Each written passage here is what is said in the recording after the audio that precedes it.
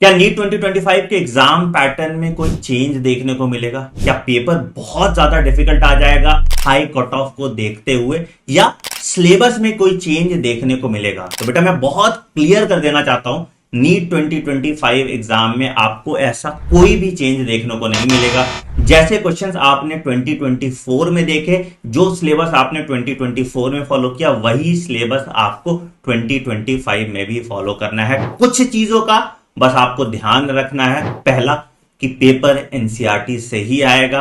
आपको बस efficient practice करके अपना रिवीजन इस तरीके से करना है कि एग्जाम में आपको सारे देखे हुए क्वेश्चन मिले। मैं हर साल अपनी क्लास में टॉप 1000 क्वेश्चन कराता हूं और आप देखोगे 90% एक्यूरेसी के साथ मैं नीट एग्जाम का पेपर प्रिडिक्ट करता हूं, और यही प्रिडिक्शन अब आप भी कर पाएंगे मेरे नीट क्वेश्चन बैंक की मदद से। हमने लगभग 10,000 सवाल आपके लिए बनाए हैं बायोलॉजी के, लगभग 5,000 सवाल केमिस्ट्री के, और लगभग 5,000 सवाल फिजिक्स के आपके लिए बनाए गए हैं। ये सभी सवाल एक एक एनसीईआरटी लाइन से निचोड़ के बनाया गया है, और इसमें हर तरह के क्वेश्चन का ध्यान रखा गया है, चाहे वो स्टेटमेंट बेस्ड क्वेश्चन हो, चाहे वो असर्शन रीजन क्वेश्चन हो, चाहे वो मैच द फॉलोइंग हो, चाहे वो डायग्राम बेस्ड क्वेश्चन हो। हर तरह के क्वेश्चन का एक प्रॉपर ब्लेंड आपको मिलता है। इन किताबों का फॉर्मेट हमने कुछ इस तरीके से रखा है कि सबसे पहले आपको टॉपिक वाइज क्वेश्चन सॉल्व करने को मिलते हैं, और जब आप पूरा चैप्टर कंप्लीट कर लेते हो तो हम एक चैप्टर वाइज मॉक टेस्ट भी कराते हैं आपका। इन सभी क्वेश्चन के डिटेल्ड आंसर की और सॉल्यूशन आपको हमारी किताब में मिल जाती है, और साथ ही साथ आप हमारे फंडा बॉक्स ऐप पे इनका वीडियो सॉल्यूशन और इन ऐप प्रैक्टिस भी कर सकते हैं अगर आप कहीं ट्रैवल कर रहे हैं और अपनी किताब भूल जाते हैं तो। इन किताबों के साथ आप अगर हमारा पीवाईक्यू और एग्जाम्पलर का कॉम्बो भी परचेज कर लेते हैं तो आपकी पूरी प्रैक्टिस की जिम्मेदारी हमारी हो जाती है। मतलब आपने चैप्टर वाइज टेस्ट दिया, आपने टॉपिक वाइज क्वेश्चन किए, आपने पीवाईक्यू किया, आपने एग्जाम्पलर किया, और इसके बाद आप नीट एग्जाम देने जाएंगे तो सारे क्वेश्चन आपको देखे हुए मिलेंगे। ये एफिशिएंट क्वेश्चन सीरीज हमने आपके लिए बनाई है ताकि आपका टाइम वेस्ट ना हो इररिलेवेंट सवाल करने में, और एग्जैक्टली जहां से पेपर बन सकता है उन सभी टॉपिक को कवर करके एक कैप्सूल के फॉर्म में एक प्रैक्टिस क्वेश्चन सेट आपके लिए बनाया गया है। तो फटाफट नीचे दिए गए लिंक पे क्लिक कीजिए और आज ही इस बुक की मदद से अपनी नीट 2025 की जर्नी में चार चांद लगा लीजिए। All the best. Hello everybody, तो welcome back to question discussion of another chapter. आज हम बॉडी फ्लूइड्स एंड सर्कुलेशन करें, आपकी ह्यूमन फिजियोलॉजी का दूसरा चैप्टर। हमने पीवाईक्यू ऑलरेडी कर लिया है, तो हमने देख लिया है कहाँ से क्वेश्चन आते हैं, कौन सा टॉपिक हमारे लिए इंपॉर्टेंट है। पर अगर वो टॉपिक हमें नहीं आ रहा है तो इस क्वेश्चन सीरीज के थ्रू हम पूरा चैप्टर कंप्लीट कर लेने वाले हैं। पहले हम टॉपिक वाइज क्वेश्चन करेंगे, फिर हम एग्जाम ड्रिल करेंगे। क्वेश्चन बहुत सीरियसली सॉल्व करना, अगर आप इस प्रैक्टिस को अच्छे से कर लेते हैं, इससे बाहर क्वेश्चन आपको नीट एग्जामिनेशन में नहीं। मिस्टेक नोटबुक पास रखना ताकि गलती करो तो उसमें नोट डाउन कर सको। और इसी के साथ शुरू करते हैं क्वेश्चन प्रैक्टिस की हम सीरीज, जिसमें पहले हम टॉपिक वाइज क्वेश्चन करेंगे। तो पहला टॉपिक जो इस चैप्टर में हमको डिस्कस करना है वो है ब्लड। ब्लड से देखें किस तरीके के क्वेश्चन आए हुए हैं बेटा। पहला क्वेश्चन देखो, ग्रैन्युलोसाइट और ए ग्रैन्युलोसाइट ये किसकी कैटेगरीज है? ये डब्ल्यूबीसी की कैटेगरीज है। हमको पता है, हम फॉर्म्ड एलिमेंट्स पढ़ते हैं, आरबीसी पढ़ते हैं, डब्ल्यूबीसी पढ़ते हैं, ब्लड प्लेटलेट्स पढ़ते हैं, है ना, और थ्रोम्बोसाइट्स भी हम इन्हीं के नाम में पढ़ते हैं। और डब्ल्यूबीसी दो तरीके के होते हैं, जिसमें हम ग्रैन्युलोसाइट और ए ग्रैन्युलोसाइट पढ़ते हैं। ग्रैन्युलोसाइट हम तीन तरीके के सेल्स पढ़ते हैं, इओसिनोफिल, बेसोफिल, न्यूट्रोफिल। और ए ग्रैन्युलोसाइट हम दो तरीके के पढ़ते हैं, लिम्फोसाइट और। तो आई होप आंसर आपको समझ में आ गया हो। आंसर क्या होगा? बी। अगला क्वेश्चन देखते हैं, थ्रोम्बोप्लास्टिन ह्यूमंस में कब रिलीज होता है? ब्लड क्लॉटिंग के दौरान रिलीज होता है, क्लॉट करने में हेल्प करता है। तो क्या हाइपरटेंशन या हाई ब्लड प्रेशर में रिलीज होने वाला है? नहीं रिलीज होने वाला है। अगर कोई सेल ट्रॉमेटाइज्ड है, जहां पर इंजरी हुई है, तो ये रिलीज करेगा। हाँ, जहां पर कट या इंजरी हुई है डेफिनेटली ब्लड रिलीज होगा, और उसको क्लॉट करने में मदद करने थ्रोम्बोप्लास्टिन आएगा। तो सीधी सी बात है, आंसर आपके पास क्या हो जाने वाला है? बी हो जाने वाला है। ये स्पेशल कंडीशंस अनीमिया या एरिथ्रोब्लास्टोसिस फीटलिस के लिए नहीं हो रहा, थ्रोम्बोप्लास्टिन क्लॉट करवाने आता है, तो आंसर हो जाएगा बी। अगला क्वेश्चन देखते हैं, जो एबीओ ब्लड ग्रुपिंग सिस्टम है वो किस पे बेस्ड है? एबीओ ब्लड ग्रुपिंग सिस्टम जो जीन है उस जीन की वजह से आने वाला जो एंटीजन है जो आरबीसी के सरफेस पर आपको मिलता है उसके नाम पर ये सिस्टम आपको दिया गया है। तो आरबीसी के सरफेस पर जो सरफेस एंटीजन मिलते हैं वहां से एबीओ ब्लड ग्रुपिंग सिस्टम आया है। तो आंसर आपके पास क्या हो जाएगा? ए। आंसर आपके पास क्या हो जाएगा बेटा? ए हो जाएगा। अगला क्वेश्चन देखो, इसमें से कौन सा प्लाज्मा प्रोटीन है जो ब्लड कोएगुलेशन में मदद करता है? फाइब्रिनोजन। अगर मैं प्रोटीन्स की बात करूं, सीरम अमाइलेज, अमाइलेज आपको नाम से समझ में आ रहा होगा, कार्बोहाइड्रेट डाइजेशन में मदद करता है अगर मैं सिर्फ अमाइलेज की बात करूं तो। और सीरम क्या है? प्लाज्मा में से क्लॉटिंग फैक्टर हटा दो, मुझे तो बताना है जो क्लॉटिंग में मदद करे, सीरम हो नहीं सकता। ग्लोब्यूलिन का काम आप जानते हो, ये डिफेंस में मदद करता है बेटा, इसका काम डिफेंस में है। और एल्ब्यूमिन जो ब्लड का प्रोटीन है वो ऑस्मोटिक बैलेंस, ऑस्मो रेगुलेशन या ऑस्मोटिक बैलेंस रखने में मदद करता है। फाइब्रिनोजन फाइब्रिन में कन्वर्ट होते हैं और वो क्लॉटिंग करवाते हैं, वो लास्ट स्टेप में हम लोग पढ़ते हैं। तो आंसर क्या हो जाएगा? सी। अगला क्वेश्चन देखते हैं, कौन सा टेस्ट ट्यूब आप यूज नहीं करोगे अगर आपको ब्लड को नॉन कोएगुलेटेड स्टेट में रखना है? तो जब ब्लड की टेस्टिंग होती है ना, आप किसी पेशेंट का ब्लड ड्रॉ करते हो तो आप उसको टेस्ट ट्यूब में रखते हो, और टेस्ट ट्यूब में आप उसको इस स्टेट में रखते हो कि वो कोएगुलेट ना करे, क्लोटिंग ना हो, ताकि आप उसकी टेस्टिंग कर सको। तो ये बोल रहे हैं कौन सी टेस्ट ट्यूब आप यूज नहीं करोगे, ये पूछ रहे हैं आपसे, कौन सी टेस्ट ट्यूब आप यूज नहीं करेंगे। तो क्या मैं हिपेरिन वाली टेस्ट ट्यूब यूज कर सकती हूँ? देखो हिपेरिन एंटी कोएगुलेंट, तो ये मेरे ब्लड को क्लॉट नहीं करने देगा, ये तो अच्छी बात है ना, ये तो मुझे चाहिए कि कोएगुलेंट ना हो, कोएगुलेशन ना हो, तो ये तो मैं यूज कर सकती हूँ। Test tube with calcium bicarbonate. Calcium बेटा बहुत इंपॉर्टेंट फैक्टर है, अगर आप पूरी सीरीज ब्लड क्लॉटिंग की देखोगे तो कैल्शियम बहुत इंपॉर्टेंट फैक्टर है जो चाहिए, जो हेल्प करेगा क्लॉटिंग में। तो ये तो क्लॉटिंग करवा देगा, ये तो ब्लड को क्लॉट या कोएगुलेट करवा देगा, तो इसको मैं यूज नहीं कर सकती। एकदम क्लियरली चीजें लिख लिया करो ताकि कंफ्यूजन ना हो। यहाँ दो चीजें हैं, तो आपको ये पता होना चाहिए कौन क्लॉटिंग करवाएगा कौन नहीं करवाएगा, और आपको वो टेस्ट ट्यूब चाहिए जो क्लॉटिंग ना करवाती हो, है ना। तो ये तो क्लॉटिंग करवा देगी, इसलिए इसको मैं यूज नहीं कर सकती। ये क्लॉटिंग करने से रोकेगा, इसलिए इसको मैं यूज कर सकती हूँ। फिर यहाँ पर आ गया सोडियम ऑक्जेलेट। सोडियम ऑक्जेलेट जो है ना इंटरफेयर करता है कैल्शियम के काम के साथ, उसको सप्रेस करता है, तो ये उसको सप्रेस करेगा, तो ये भी क्लॉटिंग को रोकेगा या कोएगुलेशन को रोकेगा, तो इसको मैं डेफिनेटली यूज कर सकती हूँ। और फाइनली एक टेस्ट ट्यूब को रूम टेम्परेचर पे रखना। देखो रूम टेम्परेचर पर भी क्लॉटिंग हो जाती है, मैं आपको सीधी सी बात बताऊं, रूम टेम्परेचर पर ब्लड को रखोगे तो वो क्लॉट कर जाएगा। अगर आप चाहते हो कि ब्लड क्लॉट ना करे तो आप उसको थोड़ा सा कोल्ड टेम्परेचर पर, तो टेक्निकली तो रूम टेम्परेचर पर क्लॉटिंग हो जानी चाहिए, ये तो क्लॉटिंग करवा देगा, तो इसको भी मैं यूज नहीं कर सकती, इसको भी यूज नहीं कर सकते, इसको भी यूज नहीं कर सकते। तो दिमाग में आ रहा है दो ऑप्शन, तो हम प्रायोरिटाइज करेंगे इसको, क्योंकि इसमें मुझे एक चीज पता है कि एयरटाइट रखूंगी तो फिर भी मैं समहाउ इसकी क्लॉटिंग को रोक सकती हूँ। तो ये चीज आप एलिमिनेशन से करते हो। अगर दो ऑप्शन होते जिसमें ये वाला ऑप्शन नहीं होता, एक टेस्ट ट्यूब होती रूम टेम्परेचर पे, एक टेस्ट ट्यूब होती कोल्ड टेम्परेचर पे, तो तब आप बोलते कि हाँ रूम टेम्परेचर वाली मत यूज करो, कोल्ड टेम्परेचर वाली यूज कर लो, क्योंकि जो रूम टेम्परेचर वाली है वो क्लॉटिंग करवा देगी और आपको क्लॉटिंग नहीं करवानी, तो वो एक अलग क्वेश्चन हो जाता। लेकिन यहाँ पे मैं इसको प्रायोरिटी ना देके, क्योंकि स्पेशल कंडीशंस में रूम टेम्परेचर पर भी मैं उसको क्लॉटिंग से रोक सकती हूँ कुछ एक्स्ट्रा फैक्टर्स ऐड करके, है ना, वो मैं कर सकती हूँ। लेकिन कैल्शियम कार्बोनेट में तो डेफिनेटली क्लॉट हो जाएगा, इसलिए उसको हम यूज नहीं करेंगे। और आंसर यहाँ पर क्या दे देने वाले हैं? बढ़िया। तो अगला क्वेश्चन सॉल्व करते हैं, देखो जरा क्या कह रहा है, इसमें से कौन सा करेक्ट है। अगर मैं सीरम की बात करूं तो सीरम मतलब ब्लड में से आरबीसी और फाइब्रिनोजन हटा दो। बेटा आपको सारे फॉर्म्ड एलिमेंट्स हटाने पड़ेंगे टेक्निकली, तो ये बात है। ठीक है, ब्लड में से आपने फॉर्म्ड एलिमेंट, एक फॉर्म्ड एलिमेंट इन्होंने लिख दिया आरबीसी, हटा दिया, और फाइब्रिनोजन क्लोटिंग फैक्टर, क्योंकि हमें पता है सीरम मतलब आप प्लाज्मा में से क्लोटिंग फैक्टर्स हटा देते हो, तो ये ठीक हो भी सकता है। प्लाज्मा का मतलब ब्लड में से सिर्फ लिम्फोसाइट को हटाओगे, नहीं ना, आप आरबीसी डब्ल्यूबीसी सारे ब्लड फॉर्म्ड एलिमेंट्स को हटाओगे, सिर्फ लिम्फोसाइट को तो नहीं। लिम्फ में प्लाज्मा है, आरबीसी और डब्ल्यूबीसी, आरबीसी नहीं होता बेटा लिम्फ में। पहली बात तो प्लाज्मा और कुछ प्रोटीन्स है, पर हाँ डब्ल्यूबीसी भी होता है, इम्यूनिटी में ऐड करता है, आरबीसी तो बिल्कुल भी नहीं होता, तो ये नहीं हो सकता। तो यहाँ पर तो करेक्ट आंसर मैं मोर और लेस इसी को दे पाऊंगी, सिर्फ लिम्फोसाइट हटाने से प्लाज्मा नहीं मिलेगा, पर क्लॉटिंग करने वाले फैक्टर्स को अगर आप हटा देंगे तो आपको सीरम जरूर मिल जाएगा। यहाँ पर आप मोस्ट करेक्ट करके आंसर क्या कर सकते हो? ए कर सकते हो बेटा, मोस्ट करेक्ट कर। पर हाँ हमें पता है आप इसमें से फॉर्म्ड एलिमेंट्स निकाल दो, ब्लड में से क्लोटिंग फैक्टर्स निकाल दो, थ्रोम्बोप्लास्टिन, फाइब्रिनोजन सब निकाल दो, तो जो बचेगा वो सीरम है। तो मोस्ट करेक्ट मेरे पास क्या आ जाएगा? ए आ जाएगा। प्लेटलेट्स को हम थ्रोम्बोसाइट्स भी कहते हैं, सेल फ्रेगमेंट्स भी कहते हैं, और ये मेगा कैरियोसाइट से बनते हैं। ये सारी बातें एकदम ये तो हमें पता है। तो सीधा सीधा मेरे पास यहाँ पर आंसर क्या हो जाने वाला है? डी हो जाए। अगला क्वेश्चन देखते हैं, which of the following can be considered as the blood bank of human body. Blood bank हम किसको कहते हैं? स्प्लीन। ग्रेवयार्ड ऑफ आरबीसी भी हम किसको कहते हैं? स्प्लीन। ब्लड बैंक भी हम किसको कहते हैं? स्प्लीन। और क्यों कहते हैं इसको ब्लड बैंक? क्योंकि ये ब्लड सेल्स को स्टोर करने का काम करता है बेटा।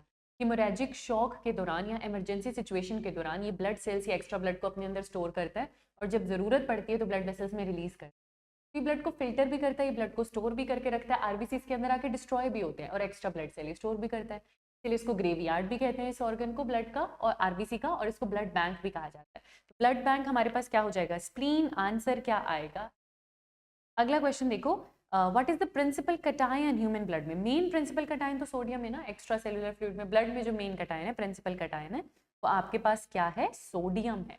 अगर आपके दिमाग में आ रहा है क्यों, तो बेटा सबसे पहले तो ये मोस्ट अबंडेंट कटायन है जो ब्लड में मिलता है।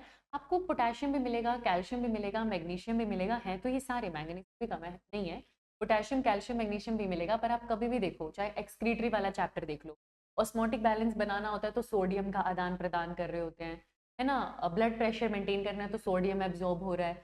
सोडियम मेन कटायन है जो इन सब एक्टिविटीज में इन्वॉल्व भी है और ये मोस्ट अबंडेंट भी है, इसलिए इसको प्रिंसिपल कटायन कहते हैं। आंसर हो जाएगा बी। अगला क्वेश्चन देखो क्या कह रहा है हमसे, जो ब्लड का प्लाज्मा है वो एक स्ट्रो कलर का विस्कस फ्लूइड है जिसमें कितने percent of the blood, nearly dash percent of the blood. अच्छा, प्लाज्मा पूरे ब्लड का कितना परसेंट बना रहा है? तो 55% बना रहा है ना। और प्लाज्मा का कितना परसेंट पानी होता है? 90 से 92% पानी होता है। और प्रोटीन कॉन्स्टिट्यूएंट कितना है? बाकी का 6 से 8% प्रोटीन का कॉन्स्टिट्यूएंट है। तो आंसर क्या आ जाने वाला है? ए। 55% प्लाज्मा होता है, 45% ब्लड के फॉर्म्ड एलिमेंट्स। यहाँ पर आपको रॉन्ग मैच बताना है बच्चे। इओसिनोफिल एलर्जिक रिस्पॉन्सेस के लिए रिस्पॉन्सिबल है, बिल्कुल।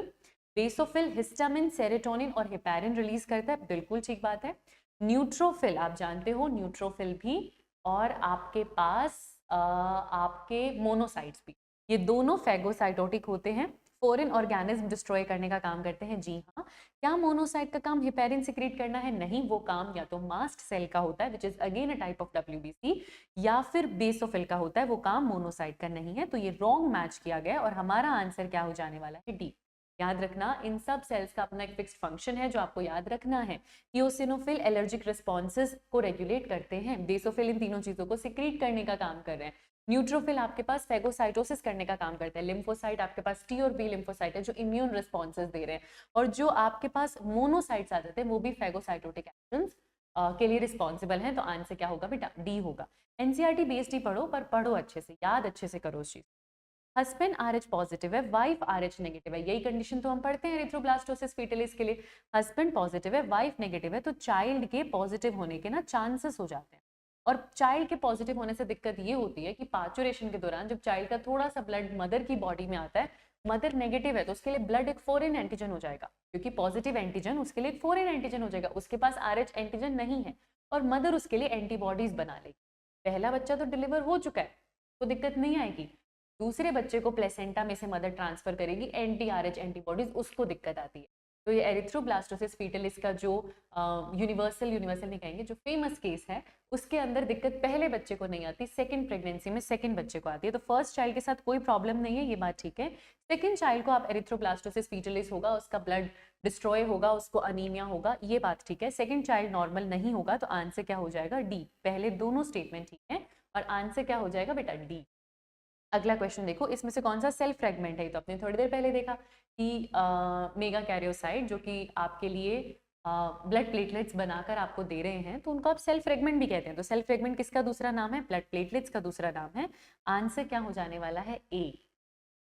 Source of thromboplastin in the human blood. बेटा थ्रोम्बोप्लास्टिन का सोर्स ब्लड प्लेटलेट्स ही हैं, जिन्हें आप थ्रोम्बोसाइट कहते हैं। वो थ्रोम्बोसाइट थ्रोम्बोप्लास्टिन बनाते हैं।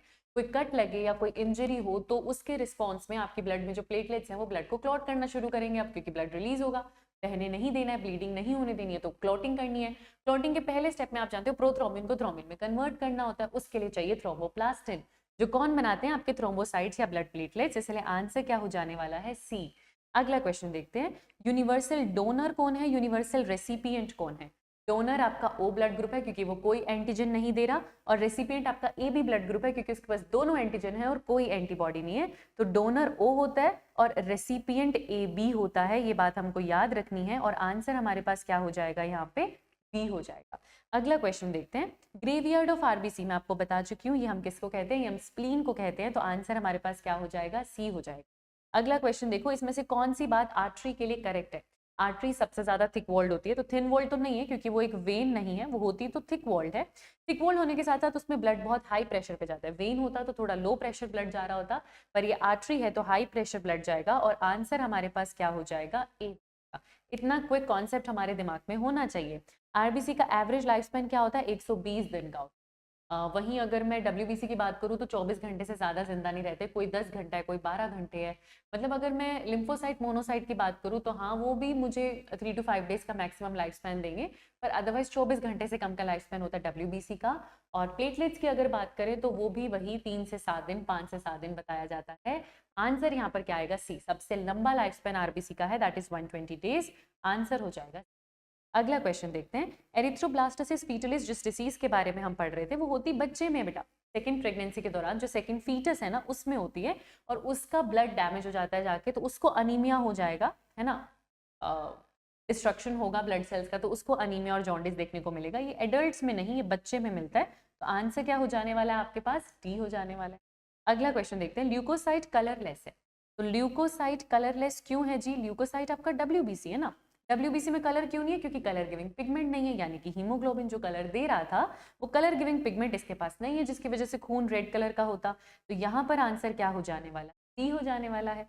अगला क्वेश्चन देखो। लिम्फोसाइट हमें पता है सेकेंड मोस्ट अबंडेंट डब्ल्यूबीसी है, 20 to 25% ये प्रेजेंट होता है। जो दो तरीके के होते हैं, बीओटी लिम्फोसाइट करते क्या है, इम्यून रिस्पॉन्स, एक सेल मीडिएटेड इम्यूनिटी देने का काम करता है और एक ह्यूमोरल इम्यूनिटी देने का। आंसर यहाँ पर क्या हो जाएगा, सी। आंसर क्या हो जाएगा, सी। अगला क्वेश्चन देखो। जो नाम RH है वो कहाँ से मिला है? रीसस मंकी बेटा, जो RH ब्लड ग्रुपिंग सिस्टम है, रीसस मंकी में डिस्कवर हुई थी, वहीं से ये नाम RH दिया गया, RH एंटीजन का। तो यहाँ पर आंसर क्या हो जाने वाला है, बी। अगला क्वेश्चन देखते हैं। ह्यूमन आरबीसी की प्रॉपर्टी पूछ रहे हैं। ह्यूमन आरबीसी, मैच्योर आरबीसी के पास न्यूक्लियस नहीं है, तो yes it is devoid of nucleus. क्या ये बोन मैरो में बनता है? आरबीसी, डब्ल्यूबीसी, प्लेटलेट्स तीनों बोन मैरो में बनते हैं, तो दिस इज करेक्ट। क्या उसके पास हीलिंग प्रॉपर्टीज है? हीलिंग प्रॉपर्टी प्लेटलेट के पास है जो क्लॉट कर रहा है, आरबीसी के पास कोई हीलिंग प्रॉपर्टी नहीं है। क्या ये बाइकनकेव इन शेप होते हैं? यस, ये बाइकनकेव शेप होते हैं। क्या ये क्लॉटिंग में मदद करते हैं? नहीं करते। तो 1, 2 और 4 यहाँ पर करेक्ट हो जाएगा, जो कि मुझे दे रखा है ऑप्शन बी में। तो यहाँ पर आंसर क्या हो जाने वाला है, बहुत बढ़िया। अगला क्वेश्चन देखते हैं। Prothrombinase is formed in the presence of, अभी आपने देखा कि आपके पास क्या है बेटा, प्रोथ्रोम्बिनेज इंपॉर्टेंट एंजाइम का कॉम्प्लेक्स है, जो कि हमें पता है कि प्रोथ्रोम्बिन को थ्रोम्बिन में कन्वर्ट कर, हम पढ़ते हैं इसके बारे में। और ये खुद किसकी प्रेजेंस में बनता है? कैल्शियम की प्रेजेंस में बनता है, आपको पता होना चाहिए। ये फिर आगे प्रोथ्रोम्बिन को किस में कन्वर्ट करता है? थ्रोम्बिन में कन्वर्ट करता है। और थ्रोम्बिन फाइब्रिनोजन को किस में कन्वर्ट करता है? फाइब्रिन में कन्वर्ट करता है, और वहां से क्लॉट बनता है। तो आंसर आपके पास क्या हो जाएगा, ए। RH इनकम्पैटिबिलिटी की अगर मैं बात करूं तो कब होगी RH इनकम्पैटिबिलिटी? मतलब वही एरिथ्रोब्लास्टोसिस फीटलिस के लिए हमसे पूछ रहे हैं। मदर नेगेटिव फादर पॉजिटिव, यही हमारा आंसर है। तभी तो बच्चा पॉजिटिव पैदा हो रहा है, और क्योंकि मदर नेगेटिव है तो जैसे ही वो बच्चे का ब्लड मदर के पास आ रहा है, मदर उसके लिए एंटीबॉडीज बना दे रही है। तो यहाँ पर आंसर क्या हो जाएगा, ए हो जाएगा। अगला क्वेश्चन देखो। पीएच ब्लड का क्या है? तो न्यूट्रल है, 7 से 8 के बीच में हमको मिलने वाला है। आंसर क्या हो जाएगा, अगला क्वेश्चन देखो। प्रोथ्रोम्बिन कहाँ मिलता है? जब क्लोटिंग के दौरान प्रोथ्रोम्बिन किस में कन्वर्ट होता है? थ्रोम्बिन में। कौन करवाता है कन्वर्ट? आपका प्रोथ्रोम्बिनेज कन्वर्ट करवाता है, ठीक है। तो हमको ऑप्शंस देखने हैं। ऑप्शंस हमारे लिए क्या लिखे हुए हैं? प्रोथ्रोम्बिन लिवर में बनता है, जी हाँ, लिवर में बनता है। क्लोटिंग के दौरान हमको पता है बेटा कि हमारा प्रोथ्रोम्बिन किस में कन्वर्ट हो रहा है? किस में कन्वर्ट हो रहा है? थ्रोम्बिन में कन्वर्ट। प्रोथ्रोम्बिन को थ्रोम्बिन में कन्वर्ट करने के लिए जो एंजाइम कॉम्प्लेक्स लगता है, जिस एंजाइम की प्रेजेंस में ये काम होता है, उसका नाम है प्रोथ्रोम्बिनेज। उसका नाम है प्रोथ्रोम्बिनेज। इसको मैं थोड़ा सा इधर कर देती हूँ ताकि आप इसको अच्छे से देख सकें। उसका नाम है प्रोथ्रोम्बिनेज। यहाँ तक ये बात समझ में आ रही है? इस प्रोथ्रोम्बिनेज को कौन बनाता है? तो हमको पता है जहां पर इंजरी हुई है, तो जो आपका टिश्यू है उसने भी क्या रिलीज किया है? थ्रोम्बोप्लास्टिन। क्या रिलीज किया है? थ्रोम्बोप्लास्टिन रिलीज किया। और सिमिलरली जो आपकी ब्लड प्लेटलेट्स हैं, उन्होंने भी क्या रिलीज किया है? थ्रोम्बोप्लास्टिन। जो आपकी ब्लड की प्लेटलेट्स हैं, जो कि एक्चुअली मदद करने वाली हैं क्लॉट करने में, क्लॉट बनाने में, उन्होंने भी क्या रिलीज किया है? थ्रोम्बोप्लास्टिन और क्लॉटिंग फैक्टर 3। मैं बस क्विकली आपको बता रही हूँ कि हुआ क्या। उन्होंने भी क्या रिलीज किया, थ्रोम्बोप्लास्टिन रिलीज किया। अब ये जो थ्रोम्बोप्लास्टिन है इसने ये एंजाइम कॉम्प्लेक्स बनाने में आपकी मदद करी है, जिस एंजाइम कॉम्प्लेक्स का क्या नाम है, prothrombinase, in the presence of calcium. बिना कैल्शियम के ही नहीं हो सकता। इन दोनों ने जो थ्रोम्बोप्लास्टिन रिलीज किया है, जहां पर एक्चुअली इंजरी हुई है या प्लेटलेट्स हैं, उन्होंने रिलीज किया along with the clotting factors. उसने कैल्शियम के प्रेजेंस में आपको पहला एंजाइम कॉम्प्लेक्स बना के दिया, दैट इज प्रोथ्रोम्बिनेज। ये आपके पास एंजाइम है, आपको पता होना चाहिए। तो एंजाइम तो काम करेगा, सबस्ट्रेट को प्रोडक्ट में कन्वर्ट करेगा, तो इसने अपना काम यहाँ पर करना था। जो प्रोथ्रोम्बिन है उसको किस में कन्वर्ट करना था, थ्रोम्बिन में। और ये जो थ्रोम्बिन है ये आगे जाके फाइब्रिनोजन को किस में कन्वर्ट करता है, फाइब्रिन में। मैं ये भी लिख देती हूँ यहाँ पे। ये जो थ्रोम्बिन है इसका काम है आगे फाइब्रिनोजन है आपके पास, उनको ये कन्वर्ट कर देता है फाइब्रिन में, और फिर वो आगे जाकर आपके लिए क्लॉट बनाता है। ये जो प्रोथ्रोम्बिन है ये बच्चे लिवर में बनता है, ठीक है, विटामिन के से बनता है, और ये कन्वर्ट किस में होता है, थ्रोम्बिन में कन्वर्ट। तो देखो ये लिवर में बनता है, ये विटामिन के से बन रहा है, and it change to thrombin. Prothrombin किस में कन्वर्ट हो रहा है, थ्रोम्बिन में। कौन करवा रहा है, एंजाइम प्रोथ्रोम्बिनेज। ये सारी बातें ठीक है, आंसर क्या हो जाएगा, डी। और आपने इसी बहाने क्लॉटिंग जो है वो पूरा यहाँ पे रिवाइज भी कर लिया, आंसर क्या हो जाएगा, डी। अगला क्वेश्चन देखो, आपको करेक्ट ऑर्डर बताना है ब्लड क्लॉटिंग के। तो सबसे पहले आपके पास थ्रोम्बोप्लास्टिन रिलीज होने वाला है। ये थ्रोम्बोप्लास्टिन प्रोथ्रोम्बिनेज बनाएगा, जो कि प्रोथ्रोम्बिन को किस में कन्वर्ट करेगा, थ्रोम्बिन में। तो पहले 3 है फिर 4 है, ऐसा 2 ऑप्शन में दिया हुआ है। फिर वो जो थ्रोम्बिन है वो फाइब्रिनोजन को किस में कन्वर्ट करेगा, फाइब्रिन में, यानी कि 1। और फाइनली क्लॉट बनेगा 2। तो आंसर क्या हो जाने वाला है, बी। तो चलो इस क्वेश्चन में ये चीज आने ही वाली थी, हमने थोड़ा सा पहले डिस्कस कर ली। आंसर क्या हो जाएगा, बी। अगला क्वेश्चन देखो यहाँ पे, हर वर्टिब्रेट के पास क्या है, एक मस्कुलर चेम्बर्ड हार्ट सबके पास है। फिशेस के पास 2 चेम्बर्ड हार्ट होता है, बी, मतलब एक एट्रियम और एक वेंट्रिकल। एम्फीबियन और रेप्टाइल के पास 3 चेम्बर्ड हार्ट होता है, तो सी क्या हो जाएगा, 3। बर्ड्स और मैमल्स के पास 4 चेम्बर्ड हार्ट होता है, तो आंसर मेरे पास क्या हो जाने वाला है, बी हो जाने। अगला क्वेश्चन देखो, व्हाट विल हैपन अगर RH negative person blood RH positive person को दे तो क्या होगा। तो RH पॉजिटिव को तो कोई दिक्कत नहीं है ना बेटा, क्योंकि RH पॉजिटिव के पास एंटीजन ऑलरेडी है, और जो ब्लड दे रहा है वो कोई एंटीजन दे ही नहीं रहा। दे भी देता तब भी दिक्कत नहीं होती, और यहाँ तो कोई एंटीजन है ही नहीं। तो जब कोई फॉरेन एंटीजन आया ही नहीं तो क्या दिक्कत होगी, तो इस पर्सन को कोई दिक्कत नहीं होगी, नथिंग विल हैपन। और आंसर आपके पास क्या हो जाने वाला है, सी। कॉन्सेप्ट क्लियर रखो, आंसर आप बहुत इजीली कर।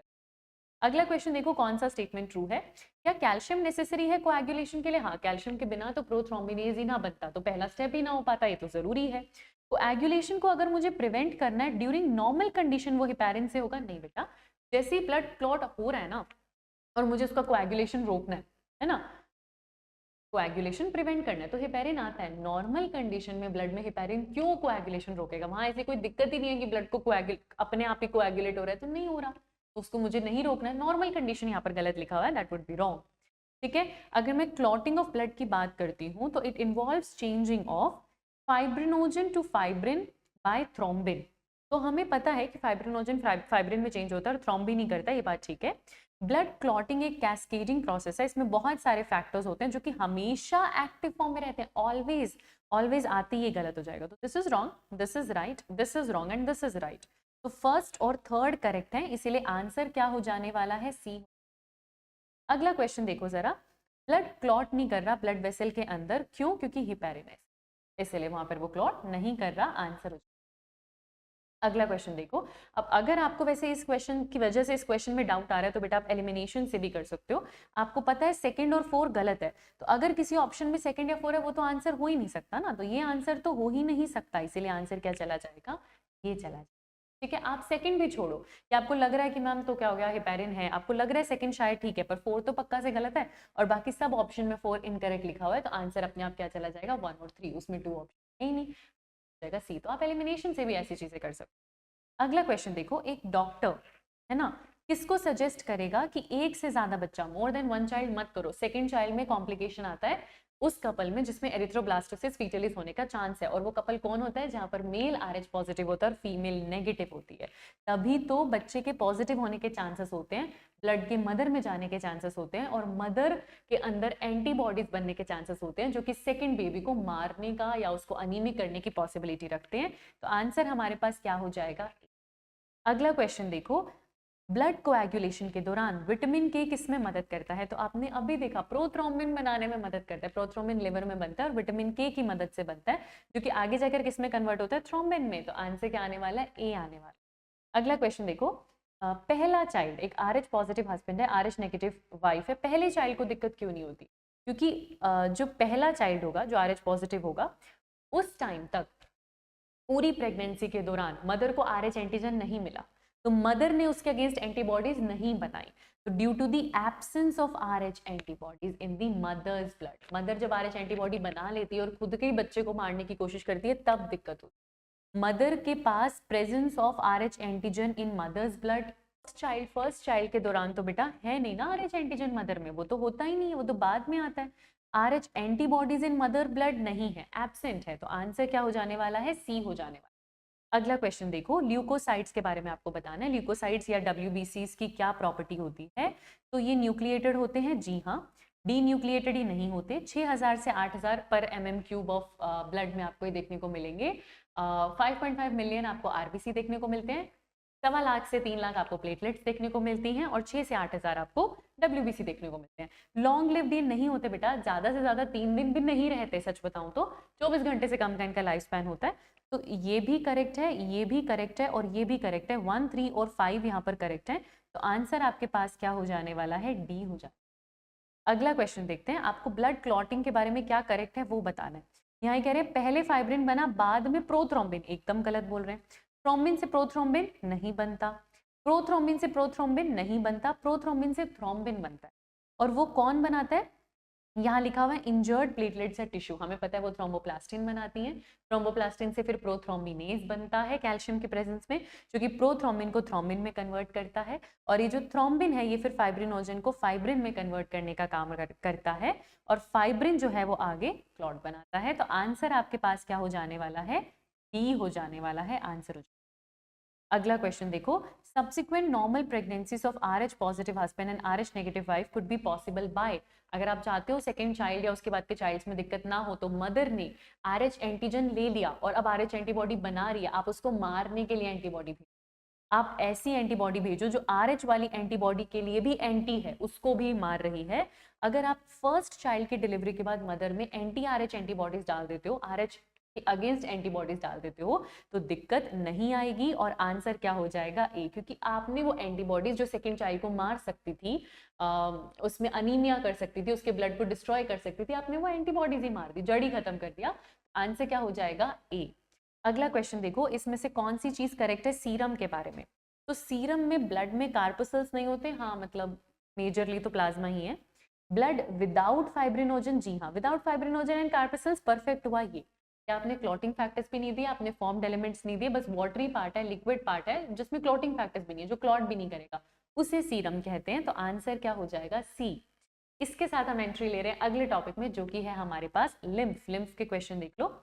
मिडिल मैन हमारी बॉडी का कौन होता है? लिम्फ, क्योंकि आपकी ब्लड वेसल्स के अंदर ब्लड है, बाहर आपके पास सेल्स हैं, उनके बीच में जो फ्लूइड है, जो मिडिल मैन है, जो न्यूट्रिएंट का एक्सचेंज, हार्मोन का एक्सचेंज करवा रहा है, वो कौन है? वो लिम्फ है, तो मिडिल मैन कहते हैं। तो आंसर आपके पास क्या हो जाएगा?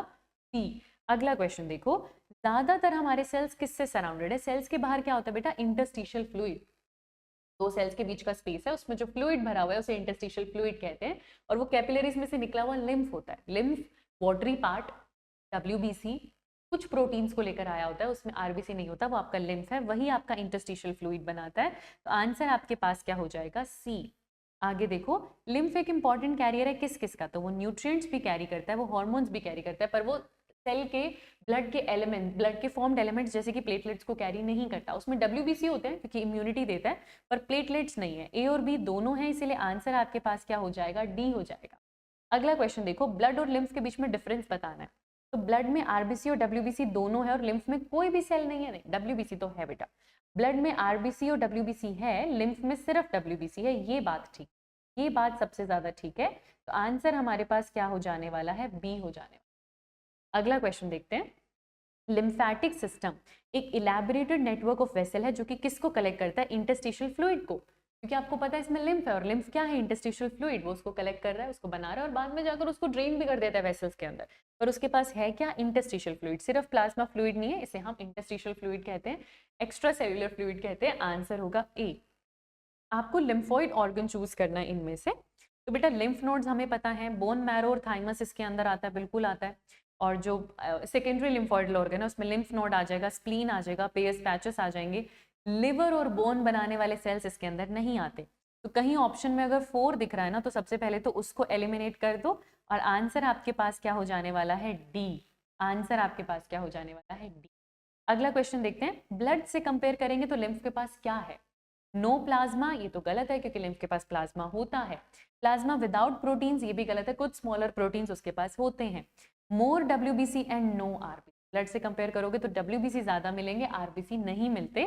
आंसर क्या हो जाएगा, सी, एकदम सही लिखा हुआ है। और आपने लिम्फ भी कंप्लीट कर लिया, लिम्फ भी आपने 100% कंप्लीट कर लिया। ऐसे ही क्वेश्चन आएंगे, पीवाईक्यू आप कर चुके हो।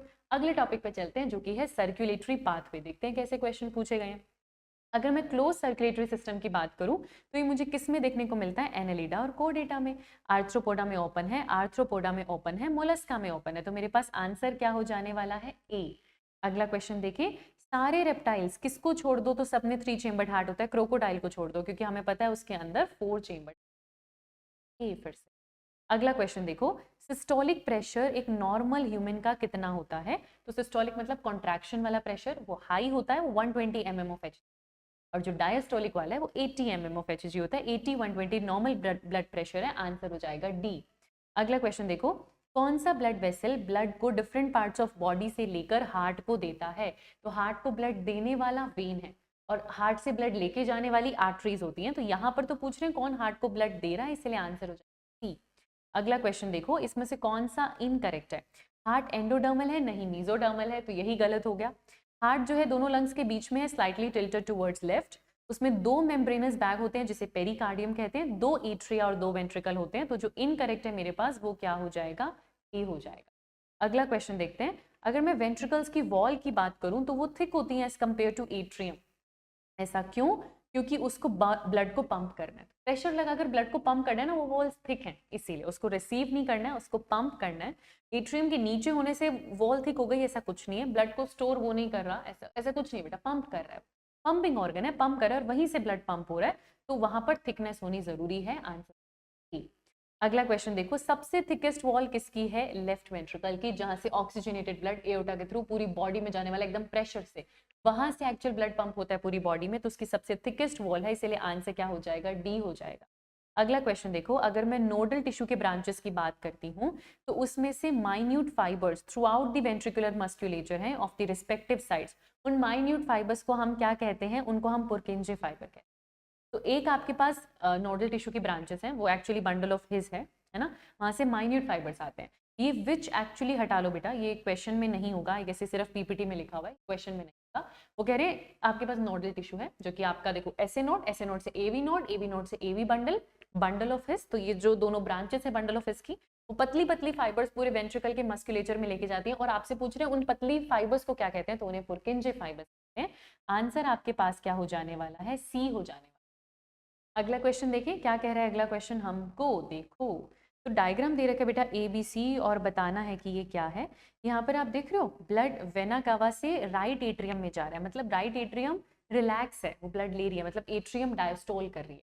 अब ये जॉइंट डायस्टोल भी हो सकता है, ये एट्रियम डायस्टोल भी हो सकता है, हम ऑप्शन देख लेते हैं। तो मुझे पता है एट्रियल डायस्टोल कर रहा है, सिस्टोल तो नहीं कर रहा, 2 ऑप्शंस तो मैंने हटा दिए। अब मैं देख रही हूँ बी, जहां पर मुझे दिख रहा है एट्रिया से ब्लड नीचे जा रहा है, एट्रिया से ब्लड नीचे वेंट्रिकल में जाता है, जॉइंट डायस्टोल में भी जाता है और एट्रियल सिस्टोल में भी जाता है। लेकिन यहाँ लिख दिया कि एट्रिया की वॉल कॉन्ट्रैक्ट कर रही है, मतलब ये किसकी बात कर रहे हैं, ये एट्रिया के सिस्टोल की बात कर रहे हैं। तो ये इस ऑप्शन में भी लिखा हुआ है, ये तो इस ऑप्शन में भी लिखा हुआ है। अब मुझे लास्ट देखना होगा, जहां पर जो ब्लड है यहाँ पर राइट और लेफ्ट वेंट्रिकल से जा रहा है, तो राइट वेंट्रिकल से वो पल्मोनरी आर्टरी से जा रहा है और लेफ्ट वेंट्रिकल से वो एओर्टा से जा रहा है। तो वेंट्रिकल कॉन्ट्रैक्ट करता है ना, तब ऐसा होता है, यानी वेंट्रिकल सिस्टोल कर रहा है।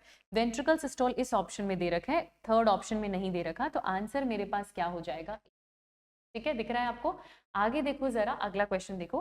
कार्डियक साइकिल एक साइक्लिक इवेंट है जो कि सिंगल बीट में हो, आपको पता है 0.8 सेकेंड्स लग रहे हैं। है ना, 0.8 सेकेंड्स लग रहे हैं। इसीलिए हम बोलते हैं कि अगर मैं 60 सेकेंड्स की बात करूं, यानी कि मैं 1 मिनट की बात करूं, तो ऐसी 72 साइकिल्स हो जाती है। और यही हमारा 72 हार्ट बीट्स बताता है। एक साइकिल मतलब एक हार्ट, सिंगल बीट है वो, है ना। एक कार्डियक साइकिल एक सिंगल बीट को रिप्रेजेंट करता है। आंसर होगा ए, में एक लब और एक डब आती है, दो साउंड्स एक बीट बना रही है। अगला क्वेश्चन देखो जरा, अगर मैं structure of which of the following consist of a layer of single cell thickness, सबसे पतला एक सिंगल सेल की थिकनेस है और वो उसको हम एंडोथीलियम बोलते हैं, तो ऐसा हमें कैपिलरीज में मिलता है। वरना तो हमें ट्यूनिका एक्सटर्ना, मीडिया इंटरना सब मिल रही है, कैपिलरी सबसे पतली सिर्फ एंडोथीलियम सिंगल सेल की थिकनेस। ये पीवाईक्यू में भी मिल जाएगा, आंसर होगा ए। अगला क्वेश्चन देखो, अगर मैं सिस्टोलिक और डायस्टोलिक के डिफरेंस की बात करूं, तो systolic is 80 mm of Hg, this is 120 mm of Hg। आप माइनस करोगे तो आपको मिलेगा 40 mm ऑफ Hg, आंसर हो जाएगा। अगला क्वेश्चन देखते हैं, हर कार्डियक साइकिल के दौरान आपको बहुत प्रोमिनेंट साउंड सुनाई देती हैं स्टेथोस्कोप से, उन्हें कहते हैं लब और डब। तो जो लब आपको सुनाई देती है वो आपको ट्राइकस्पिड और बाइकस्पिड के बंद होने से सुनाई देती है, और जो डब आपको सुनाई देती है वो सेमिल्यूनर वाल्व के बंद होने से सुनाई देती है। और ये आपकी हार्ट की साउंड्स हैं। आंसर आपके पास क्या हो जाने वाला है, डी। अगला क्वेश्चन देखो, इसमें से कौन सा स्टेटमेंट करेक्ट है। पेस मेकर के बारे में, यानी एसए नोड की बात कर रहे हैं, तो ये एक इंस्ट्रूमेंट है जो हार्ट बीट को मेजर कर रहा है, वो तो स्टेथोस्कोप होता है। क्या ये पल्स रेट को मेजर कर रहा है, नहीं, अगेन वो भी आप स्टेथोस्कोप से मेजर कर सकते हो। AV node that provide impulse for the heart beat, तो पेस मेकर एवी नोड नहीं है, एसए नोड है, साइनो ऑरिक्यूलर नोड आप जिसको कह सकते हो, साइनो एट्रियल नोड आप जिसको कह सकते हो, जो कि इंपल्स देता है हार्ट बीट के लिए। तो आंसर आपके पास क्या हो जाएगा, डी। अगला क्वेश्चन देखते हैं, maximum surface area circulatory system में, सबसे ज्यादा सरफेस एरिया कैपिलरीज में मिलता है, तभी तो वहां से एक्सचेंज होता है, क्योंकि सबसे ज्यादा सरफेस एरिया आपको वहां पर मिल रहा है, चाहे गैसेस का हो रहा है चाहे न्यूट्रिएंट्स। ब्लड प्रेशर को मापने वाला, मेजर करने वाला जो इंस्ट्रूमेंट होता है वो क्या रिकॉर्ड करता है, वो सिस्टोलिक और डायस्टोलिक प्रेशर दोनों बताता है आपको, है ना। तो तभी तो 80 और 120 दोनों बता रहा है। आंसर क्या हो जाएगा, सी, स्फिग्मोमैनोमीटर। आगे देखो, ईसीजी एक ग्राफिकल रिप्रेजेंटेशन है इलेक्ट्रिकल एक्टिविटी की ड्यूरिंग व्हाट, वो एट्रियल सिस्टोल भी बता रहा है, वो वेंट्रिकुलर सिस्टोल भी बता रहा है। तो पूरी कार्डियक साइकिल के बारे में तो बता रहा है ना, मतलब आप सिर्फ सिस्टोल या सिर्फ डायस्टोल नहीं ले रहे हो, आप कार्डियक साइकिल का ही आपको पूरी बीट बताता है। तो आंसर क्या होगा, सी। अगला क्वेश्चन देखते हैं, कार्डियक आउटपुट की बात हमसे कर रहे हैं, तो कार्डियक आउटपुट में क्या है, stroke volume into heart rate, जो कि सही लिखा हुआ है। अब और आपके पास होता कितना है कार्डियक आउटपुट, 5 लीटर होता है बेटा। स्ट्रोक वॉल्यूम 70 ml की होती है, ठीक है, और heart rate 72 beats per minute होता है। आप करोगे तो आपको मिलेगा 14 5040 है ना ml, और लीटर्स में आप लिखेंगे तो ऑफकोर्स आपको 5 है।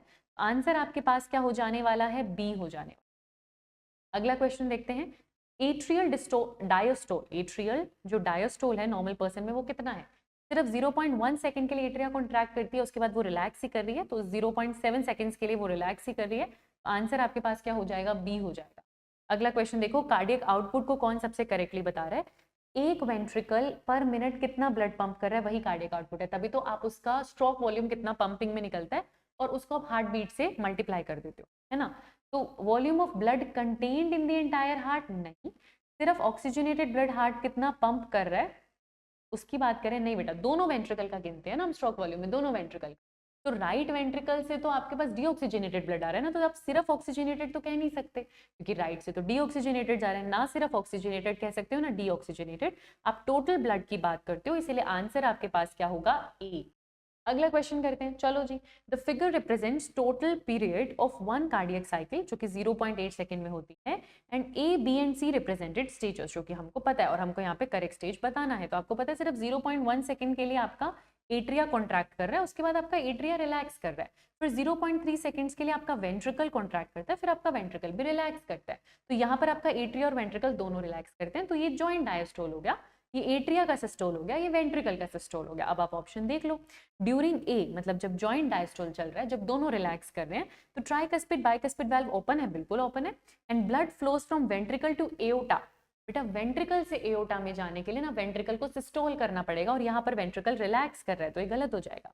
ड्यूरिंग बी है ना, बाइकस्पिड और ट्राइकस्पिड वाल्व क्लोज है। बेटा बाइकस्पिड और ट्राइकस्पिड वाल्व होते हैं ओरिक्यूलो वेंट्रिकुलर वाल्व, और यहीं से ब्लड ने ऑरिकल से वेंट्रिकल में आना होता है, और बी में एट्रिया कर रहा है सिस्टोल, तो एट्रिया सिस्टोल करेगा तो ब्लड को नीचे जाना पड़ेगा, तो इन दोनों वेल्व को ओपन होना पड़ेगा, क्लोज नहीं, ये हो जाएगा गलत।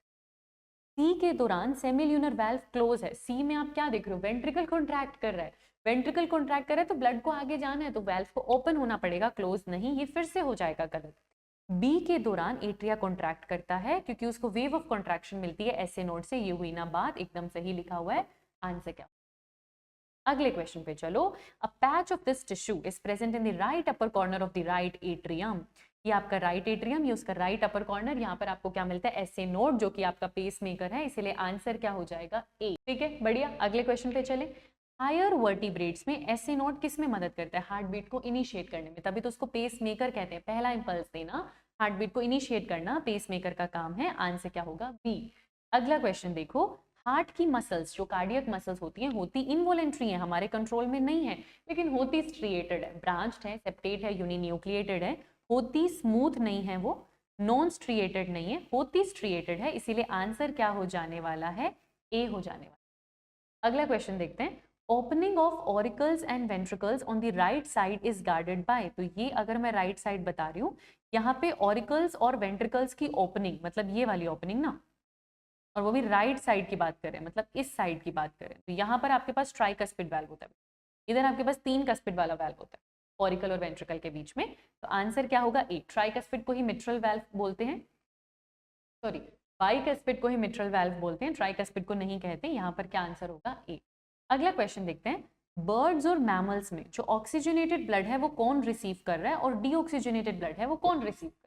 तो बर्ड्स में और मैमल्स में तो 4 चेम्बर्ड हार्ट हो जाता है हमारे पास, तो जो ऑक्सीजनेटेड ब्लड है वो आपके लंग्स ने ऑक्सीजनेटेड ब्लड दिया है यहाँ पे, और ये आपका क्या है, लेफ्ट ऑरिकल, और दिस इज लेफ्ट वेंट्रिकल, यहाँ पे ऑक्सीजनेटेड ब्लड आता है। डीऑक्सीजनेटेड ब्लड आता है यहाँ पे, ये आपका राइट ऑरिकल है और ये आपका राइट वेंट्रिकल है। अब अपने देख लेते हैं, तो ए मेरे पास क्या होना चाहिए, जिसको ऑक्सीजनेटेड ब्लड मिल रहा है, यानी कि लेफ्ट एट्रिया, ठीक है, लेफ्ट एट्रिया को मिल रहा है, और जो डीऑक्सीजनेटेड ब्लड है वो बी को मिल रहा है, यानी कि राइट एट्रिया, तो आंसर क्या हो जाएगा, ए।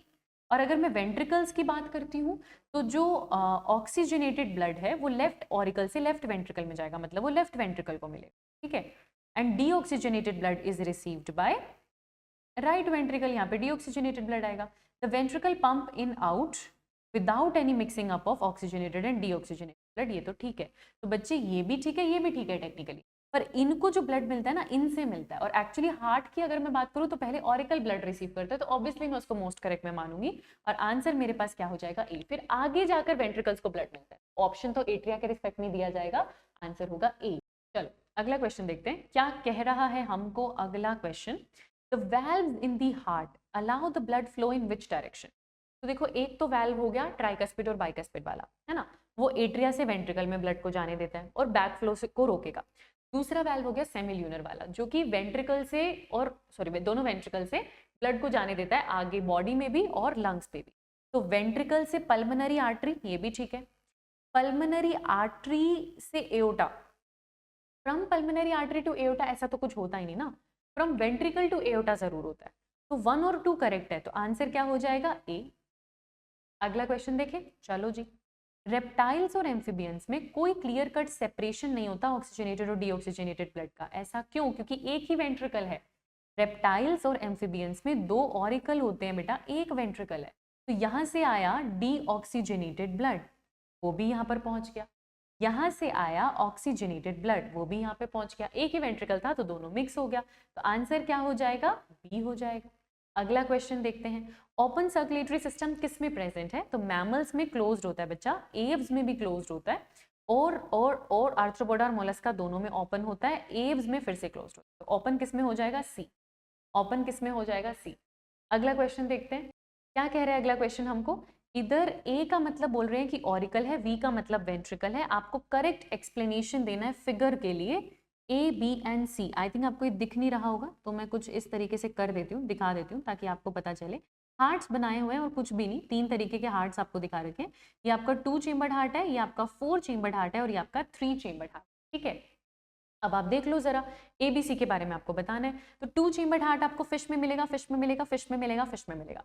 4 चेम्बर्ड हार्ट आपको रेप्टाइल में नहीं मिलेगा, एम्फीबियन में नहीं मिलेगा, मैमल और बर्ड में आपको मिल सकता है। थ्री चेम्बर्ड हार्ट आपको मैमल में नहीं मिलता, रेप्टाइल में मिलता है, सीधी सी बात है। तो आंसर क्या हो जाने वाला है? सी हो जाने वाला है।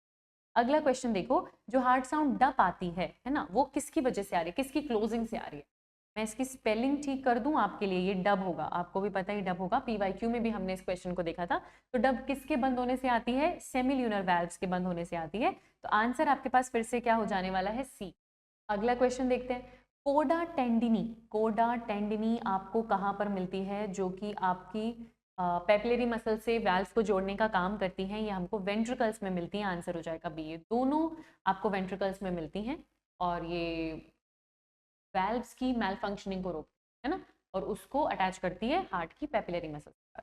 आगे देखो, एन आर्टिफिशियल पेस मेकर हम इम्प्लांट कर सकते हैं subcutaneously, that is connected to heart in patient having 90% blockage of the three main coronary arteries. Coronary arteries आपकी हार्ट की आर्टरीज है, कोरोनरी सर्कुलेशन आपके हार्ट की सर्कुलेशन का हिस्सा बनाता है, ठीक है। Having a very high blood pressure, having irregularity in heart rhythm, या सफरिंग फ्रॉम आर्ट्रियोस्क्लेरोसिस। बेटा आर्टिफिशियल पेसमेकर की जरूरत तब पड़ती है जब हार्ट की रिदम डिसऑर्गेनाइज हो, क्योंकि रिदम मेंटेन करने में ऐसे नोट पेसमेकर का काम है। वो पेसमेकर जब अपना काम नहीं कर रहा तब आप आर्टिफिशियल पेसमेकर। तो इसका मतलब डेफिनेटली जो दिक्कत हुई है वो आर्टेरियोस्क्लेरोसिस की नहीं है, कोई ऐसे डिपोजिशन नहीं हुआ है हार्ट की वेसल्स में, या ब्लड प्रेशर को हम इसे ट्रीट नहीं कर सकते।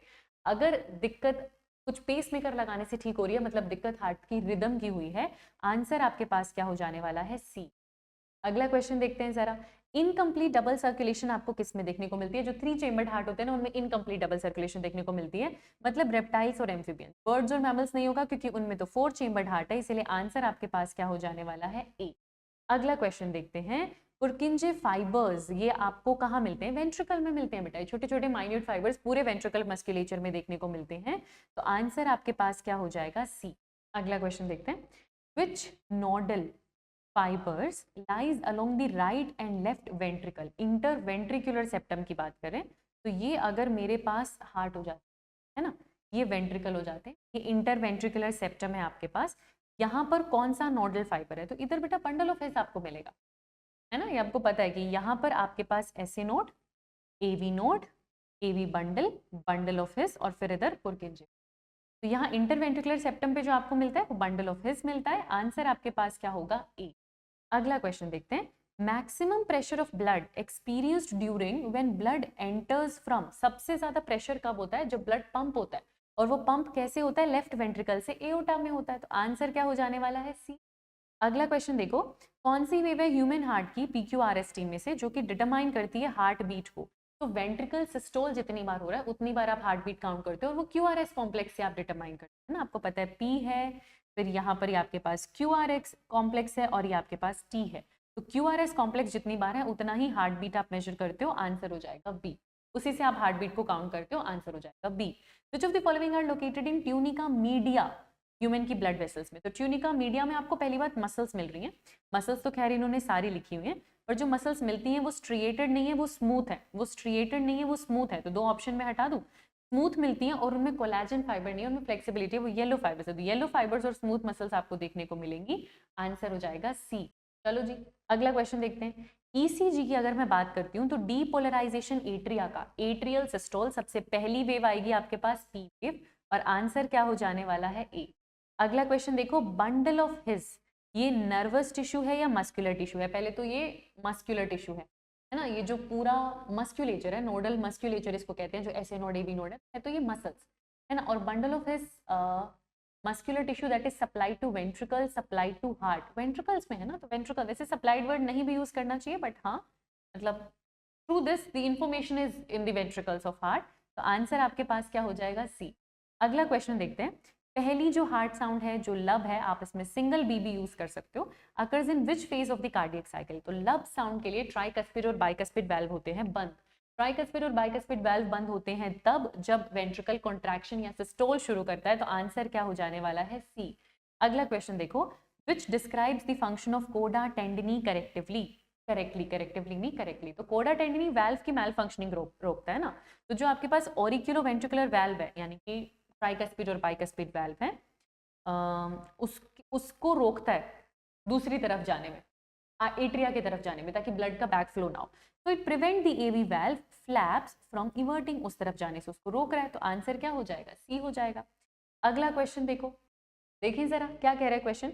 विच of the following options correctly describe about event happening in ventricular systole. तो एक तो वेंट्रिकुलर सिस्टोल याद रखो और एक करेक्ट डिस्क्रिप्शन यहाँ पे याद रखो। ऑक्सीजनेटेड ब्लड सिस्टोल में होता क्या है? ब्लड वेंट्रिकल से बाहर जाएगा।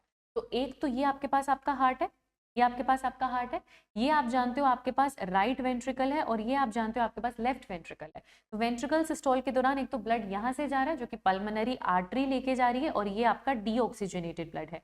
और ब्लड यहाँ से जा रहा है जिसको एओर्टा लेके जा रही है, और ये आपके पास ऑक्सीजनेटेड ब्लड है। तो पहले तो आपको ये पता चल गया। तो oxygenated blood is pumped into the pulmonary artery. नहीं बेटा, ये तो डीऑक्सीजनेटेड ब्लड होता है जो पल्मोनरी आर्टरी से जाता है, गलत हो जाएगा। Oxygenated blood is pumped into the aorta and deoxygenated blood is pumped into the pulmonary vein. Vein नहीं, artery होती है। Oxygenated blood is pumped into pulmonary vein, नहीं, वो deoxygenated blood होता है। Oxygenated blood is pumped into aorta, deoxygenated blood is pumped into pulmonary artery। इसलिए answer आपके पास क्या हो जाने वाला है? बी हो जाने। अगला क्वेश्चन देखते हैं। बंडल ऑफ हिस की अगर मैं बात करूं, can be named as a muscular tissue which is found between ventricle. ये क्वेश्चन देखो पूछने के अलग अलग तरीके हैं। बंडल ऑफ हिस मुझे कहाँ मिला था? वेंट्रिकल्स वॉल में, दोनों वेंट्रिकल के बीच में मिला था। आंसर होगा ए। अगला क्वेश्चन देखते हैं। To which of the following bundle of His passes stimulus of contraction. Bundle of His आगे स्टिमुलस किसको देता है? तो पुरकिंजे फाइबर्स को देता है। उसके बाद लास्ट में पुरकिंजे फाइबर्स ही बचती हैं बेटा। आंसर हो जाएगा सी। अगला क्वेश्चन देखते हैं। Choose the correct statement about SA node. तो it is located in the lateral walls of the right atrium. हाँ, ये राइट एट्रियम के अपर राइट कॉर्नर पर होता है। लेटरल वॉल्स हम चलो इसको फिगर आउट कर लेते हैं यहाँ पे, है ना, फिगर आउट कर लेते हैं यहाँ पे। ओके, क्या ये इसको हार्ट ऑफ हार्ट कहते हैं? हाँ, क्योंकि यही उस हार्ट को हार्ट बना रहा है, और ये पेस मेकर है। ये इनिशिएट करता है rhythmic contractile activity of heart, और उसको मेंटेन भी करके रखता है। इसको पेस कीपर कहते हैं? नहीं, इसको पेस मेकर कहते हैं। तो आप 4 को छोड़ दो, बाकी सारे ठीक है। आप 4 को छोड़ दो, बाकी सारे ठीक है। आंसर क्या हो जाने वाला है? बी। अगला क्वेश्चन देखते हैं। आपको फिर से बताना है कौन सा स्टेटमेंट करेक्ट है। तो जो ECG है उसका क्लिनिकल सिग्निफिकेंस बहुत ज्यादा है, सही बात है। फिर देखो, जो ECG है, electrocardiograph, is the recording of electrical changes during the cardiac cycle. कोई इलेक्ट्रिकल चेंजेस तो नहीं आ रहे हैं हार्ट के अंदर, electrical activity, it is a graph that represent the electrical activity of the heart, ये बताया जाता है। इलेक्ट्रिकल चेंजेस एज सच कुछ नहीं आते, कॉन्ट्रैक्शन है जेस्चर नोट की वजह से आ रहा है, मतलब इम्पल्स आ रही है। तो electrical changes is not a right word to use. देखते हैं खैर इसको। Now this is correct, this let's see. To obtain a standard ECG, a patient is connected to the machine with 3 electrical electrodes, 1 to each wrist and 1 to the left ankle. ये बात बिल्कुल ठीक है। Normal activity of heart are regulated intrinsically, वो intrinsically ही regulate होते हैं, ये बात भी बिल्कुल ठीक है। ये बात भी बिल्कुल ठीक है, intrinsically regulate होते हैं। Electrocardiogram is the electrical activity of the heart, मतलब it represent, yes, it's a graphical representation of electrical activity of heart rather than the electrical changes during cardiac cycle. वो तो गलत है। तो सेकंड स्टेटमेंट इज रॉन्ग, है ना, second नहीं होगा। जहां सेकंड है उसको आप हटा दीजिए, उसको आप हटा दीजिए। तो 1 करेक्ट है, 3 करेक्ट है, 4 करेक्ट है, 5 करेक्ट है। आंसर आपके पास क्या आ जाने वाला है? बी आ जाने वाला। ठीक है, आंसर क्या हो जाएगा? अगला क्वेश्चन देखते हैं। एम्फीबियंस और रेप्टाइल्स की अगर मैं बात करती हूँ, तो the dash atrium receive oxygenated blood from the gills, lungs, skin etcetera. Amphibian या रेप्टाइल्स की अगर आप बात करते हो तो 2 ऑरिकल है आपके पास, एक आपके पास राइट ऑरिकल है, एक आपके पास लेफ्ट ऑरिकल है। तो ऑक्सीजनेटेड ब्लड हमेशा लेफ्ट वाले को मिलने वाला है। किसको मिलने वाला है? लेफ्ट वाले को मिलने वाला है। And dash atrium gets the dash blood from other body parts. तो बॉडी पार्ट से पहली बात क्या मिलता है? डीऑक्सीजनेटेड। और वो किसको मिलता है? वो राइट एट्रियम को मिलता है। तो राइट एट्रियम को मिलता है और मिलता डीऑक्सीजनेटेड है, इसलिए आंसर क्या हो जाने वाला है? सी हो जाने। अगला क्वेश्चन देखो जरा, यहाँ पे आपको ABC पहचानना है। जो ये थिक है, जिसकी वजह से ये सेंटर में आप देख रहे हो स्पेस बहुत कम है, ल्यूमेन बहुत नैरो आपको देखने को मिलेगा, ये आपकी आर्टरी होती है बेटा, ये आपकी आर्टरी होती है ना। और यहाँ पर जहाँ ल्यूमेन थोड़ा सा वाइड हो गया है वो आपकी वेन है, ये आपकी वेन है। और ये सिंगल सेल थिक जो आपको दिखा रखी है ये आपकी कैपिलरी है। तो आंसर आपके पास क्या हो जाएगा? NCERT में भी ऐसा डायग्राम दिया हुआ है, वहां से रिलेट कर आप याद रख सकते हो। इतना अच्छे से आपको NCERT के डायग्राम्स आने चाहिए। आप चाहो तो NCERT का डायग्राम यहाँ पर थोड़ा सा क्या देख लें, आप देख लो, ऐसा ही डायग्राम NCERT ने भी। आर्टरी, वेन्स और कैपिलरी। आंसर क्या हो जाएगा? हम कहाँ पर थे? यहाँ तो हमने आंसर कर दिया, आंसर ए। अगले क्वेश्चन का आंसर देखते हैं यहाँ पे। करेक्ट स्टेटमेंट बताना है। जो इम्पल्स है हार्ट बीट की वो एसए नोड की वजह से ओरिजिनेट करी है, हाँ। तो हार्ट का जो रेट है वो भी एसए नोड डिसाइड करता है, डेफिनेटली हाँ। Bundle of His AV bundle वो इंटरवेंट्रिकुलर सेप्टम पे प्रेजेंट होते हैं, जी हाँ बिल्कुल बिल्कुल। ये अगर आपके पास आपका हार्ट है तो ये आपका एसए नोड होता है, ये आपका एवी नोड होता है ना। यहाँ पर इनको ऑरिकल और वेंट्रिकल के बीच में यहाँ पे, तो यहाँ एवी नोड से निकल के यहाँ पे टिप पे आपका एवी बंडल होता है, इंटरवेंट्रिकुलर सेप्टम के टिप पे एवी बंडल होता है, और यहाँ से बंडल ऑफ हिज आता है, सॉरी बच्चे सॉरी, यहाँ पर बंडल ऑफ हिज आता है। तो AV bundle and bundle of His ये इंटरवेंट्रिकुलर सेप्टम पे है, जी हाँ बिल्कुल ठीक है। जो एवी नोड है, जो एट्रियोवेंट्रिकुलर नोड है, वो lower left corner of the right auricle है, राइट ऑरिकल का लोअर लेफ्ट कॉर्नर और राइट ऑरिकल का अपर राइट कॉर्नर, ये बात याद रखना। राइट ऑरिकल के अपर राइट कॉर्नर पे तो एसए नोड होती है, राइट ऑरिकल के लोअर लेफ्ट कॉर्नर पे एवी नोड होती है, और यहाँ से निकलती हुई इंटरवेंट्रिकुलर सेप्टम पे इमर्ज होता है एवी बंडल और बंडल हिज। तो सारे ही स्टेटमेंट ठीक है, आंसर आपके पास क्या हो जाने वाला है, डी हो जाने वाला। अगला क्वेश्चन देखते हैं। SA node generates an action potential which stimulates both the dash to undergo a simultaneous contraction called dash. This increase the flow of blood into the ventricles by about dash percentage. तो हमें SA node बता रहा है, वो action potential लेकर आया, तो contraction किसका होगा, एसए नोड से किसका कॉन्ट्रैक्शन होता है, दोनों एट्रिया का कॉन्ट्रैक्शन होता है। वेंट्रिकल हटा दो, जिसकी वजह से मुझे साइमल्टेनियस कॉन्ट्रैक्शन मिलता है, जिसको हम क्या कहते हैं, एट्रिया का सिस्टोल। क्या हो रहा है यहाँ पे, एट्रिया कॉन्ट्रैक्ट कर रहा है तो एट्रिया का सिस्टोल हो रहा है, वेंट्रिकल इस टाइम डायस्टोल कर रहा है। जब एट्रिया सिस्टोल करता है तो वेंट्रिकल डायस्टोल कर रहा होता है, बट एक्चुअली कॉन्ट्रैक्शन हुआ है ना एट्रिया का, तो correct word would be atrial systole. The correct word would be atrial systole. और उससे कितना परसेंट ब्लड पंप करके एट्रिया से वेंट्रिकल में जाता है, 30%, क्योंकि उससे पहले जॉइंट डायस्टोल चल रहा था, तो तब भी ब्लड एट्रिया से वेंट्रिकल में जा रहा था, क्योंकि आपके ट्राइकस्पिड और बाइकस्पिड वाल्व ओपन थे, लेकिन कॉन्ट्रैक्शन से बाकी का 30% भी चला जाता है। इसीलिए आंसर आपके पास क्या होगा, ए। आंसर आपके पास क्या होगा। अगला क्वेश्चन देखते हैं। Sequence of electric impulse in the heart beat. तो सबसे पहले शुरुआत कहाँ से होने वाली है, पेसमेकर दे रखा है एसए नोड, एसए नोड से एवी नोड, एवी नोड से एट्रिया, नहीं एसए नोड से कॉन्ट्रैक्शन होगा एट्रिया का, फिर एवी नोड जिससे कॉन्ट्रैक्शन होगा वेंट्रिकल का। तो आंसर आपके पास क्या हो जाने वाला है, सी। अगला क्वेश्चन देखते हैं। The accompanying diagram shows the 3 stages of the cardiac cycle. आपको इनका जो है करेक्ट सीक्वेंस यहाँ पर पहचानना है। यहाँ पर आप देख रहे हो बेटा, ब्लड एट्रिया से वेंट्रिकल में जा रहा है, यहाँ पर एट्रिया में आ रहा है और यहाँ वेंट्रिकल से जा रहा है। तो पहली चीज है कि एट्रिया में ब्लड आए, फिर वेंट्रिकल में जाए, फिर वेंट्रिकल से जाए। तो बी, ए और सी होना चाहिए। पहले तो आप ब्लड को रिसीव करो, फिर वेंट्रिकल को दो जो कि ए में दे रखा है, और फिर वेंट्रिकल से आगे दो। आंसर क्या हो जाएगा यहाँ पे, ए हो जाने वाला। अगला क्वेश्चन देख लेते हैं, क्या कह रहा है हमको। Blood pumped by the dash ventricle enters the dash artery, ठीक है, where as the dash ventricle pumps blood into the dash. जो ब्लड यहाँ पे राइट वेंट्रिकल के पास आता है, अगर मैं यहाँ पे राइट समझूं, राइट लिखा हुआ है, तो वो ब्लड पल्मोनरी आर्टरी में जाता है, वो डीऑक्सीजनेटेड ब्लड है तो वो पल्मोनरी आर्टरी में जाता है, ठीक है। और अगर वो आपके लेफ्ट वेंट्रिकल में आता है तो वो एओर्टा में जाता है, लेफ्ट वेंट्रिकल में आता है तो एओर्टा में जाता है। इसीलिए आंसर क्या हो जाने वाला है, ए हो जाने वाला। यहाँ वेना कावा लिखा है, वो आंसर नहीं हो सकता। अगला क्वेश्चन देखो, इसमें से कौन सा एक मैचिंग पेयर है। तो एक साउंड है लब, एक साउंड है डब। पहली बात डब ही लिखो, मतलब बी ही लिखो इसको, और सिंगल बी ही लिखो इसको। तो जो लब है वो ट्राइकस्पिड और बाइकस्पिड वाल्व के बंद होने से आवाज आती है। It's a sharp closure of AV valve at the beginning of the ventricular systole. Systole की स्टार्टिंग में ऐसा होता है, सही बात है। डब में सेमील्यूनर वाल्व बंद होती है eight the beginning of ventricular diastole. बेटा वेंट्रिकुलर डायस्टोल के टाइम ओपनिंग नहीं है ना, क्लोजिंग है, तो ये गलत हो जाएगा। Pulsation of the radial artery, जो आपको पल्स फील होती है रेडियल आर्टरी में, वो वाल्व है, वाल्व की वजह से होती है इन द ब्लड वेसल। नहीं बेटा, वो प्रेशर की वजह से फील हो रहा होता है आपको, वाल्व की वजह से। आर्टरी में वाल्व कहाँ आएगा। Initiation of the heart beat Purkinje fibre करेगा, नहीं ऐसे नोट करेगा, ये भी गलत हो जाएगा। इसीलिए आंसर आपके पास क्या होने वाला है, ए होने वाला। चलो अगला क्वेश्चन करते हैं। यहाँ पे डबल सर्कुलेशन का क्वेश्चन है, ये क्या कह रहा है ये क्वेश्चन। हम क्वेश्चन कह रहे हैं which of the following describe double circulation correctly. ठीक है जी, तो हम अगले टॉपिक में आ चुके हैं, डबल सर्कुलेशन हम लोग कर रहे हैं, तो ध्यान से एकदम आंसर दीजिएगा। इसमें से कौन सा डबल सर्कुलेशन को करेक्टली डिस्क्राइब करता है। Passage of blood twice in heart through the same way, passage of blood twice in heart through a unique way, passage of blood twice in heart through separate veg. Double circulation का मतलब ये है कि हो रहा है passage heart में, दो अलग अलग वे है, एक सिस्टमिक है एक पल्मोनरी है, सेपरेट वे है ना, सेम वे है नहीं, हाँ यूनिक जरूर है but it's better to use separate, तभी तो वो कंप्लीट डबल सर्कुलेशन है। दो अलग अलग मेथड्स की हम बात कर रहे हैं सेपरेट वे में। आंसर क्या हो जाएगा? सी।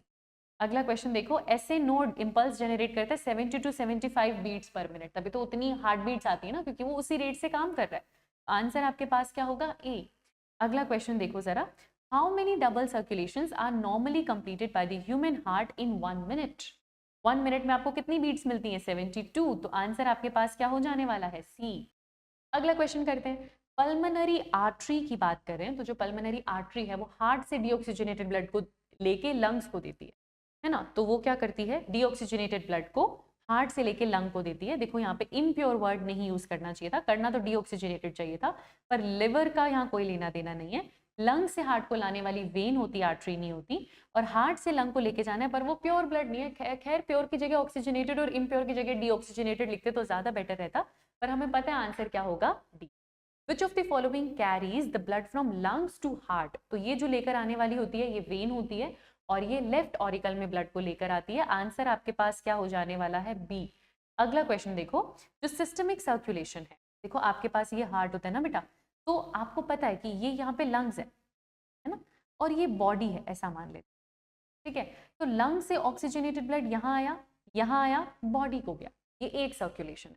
बॉडी से डीऑक्सीजनेटेड ब्लड यहाँ आया, लंग्स को गया, ये अलग सर्कुलेशन। तो हमें जो सिस्टमिक सर्कुलेशन कह रहे हैं वो सर्कुलेशन है जो बॉडी से इन्वॉल्व है, कि बॉडी का डीऑक्सीजनेटेड ब्लड गया है और फिर वो यहाँ पर आया है। मैं इसमें आपको थोड़ा बेटर वे में एक्सप्लेन कर देती हूँ। देखो जो सिस्टमिक है ना वो बॉडी से एसोसिएटेड है, तो जो बॉडी के अराउंड सर्कुलेशन है ना वो सिस्टमिक सर्कुलेशन कहलाती है। जैसे ऑक्सीजनेटेड ब्लड का यहाँ आना और यहाँ से डीऑक्सीजनेटेड ब्लड का वापस हार्ट को जाना, ये जो मैंने बना रखा है बेटा ये सिस्टमिक सर्कुलेशन, ये बॉडी के अराउंड हुई है ना, बॉडी की तरफ ब्लड का आना भी और जाना भी, ये जो सर्कुलेशन इतनी सी मैंने बनाई ये सिस्टमिक सर्कुलेशन। अगर मेरे को आपको पल्मोनरी सर्कुलेशन दिखानी है तो मैं आपको डॉटेड लाइन से यहाँ पे दिखा देती हूँ। तो देखो बेटा जो लंग्स के अराउंड है ना सर्कुलेशन वो पल्मोनरी सर्कुलेशन, तो आपके डीऑक्सीजनेटेड ब्लड का लंग्स को जाना और वहां से ऑक्सीजनेटेड ब्लड का यहाँ पर आना, तो ये जो मैंने डॉटेड लाइन से बनाया ना ये पल्मोनरी सर्कुलेशन, ये पल्मोनरी, ये लंग्स के अराउंड हुई, जो बॉडी के अराउंड हुई वो सिस्टमिक सर्कुलेशन है। तो ये मेरे पास सिस्टमिक सर्कुलेशन है। तो सिस्टमिक सर्कुलेशन में न्यूट्रिएंट्स और dash and other essential substances किसको मिलते हैं? ये सारी चीजें बॉडी को मिलती हैं। क्या क्या मिलेगा? न्यूट्रिएंट मिलेगा, ऑक्सीजन मिलेगा, CO2 नहीं, हम ऑक्सीजन देने जा रहे हैं, और एसेंशियल सब्सटेंसेस हम देने जा रहे हैं बॉडी को, और बॉडी में से and takes dash and other harmful substances away, हम दे किसको रहे हैं? बॉडी यानी कि टिश्यूज को दे रहे हैं, और CO2 और बाकी हार्मफुल सब्सटेंसेस को हम दूर लेके जा रहे हैं। तो आंसर यहाँ पर क्या हो जाने वाला है? बी हो जाने वाला। ठीक है, क्लियर हुआ?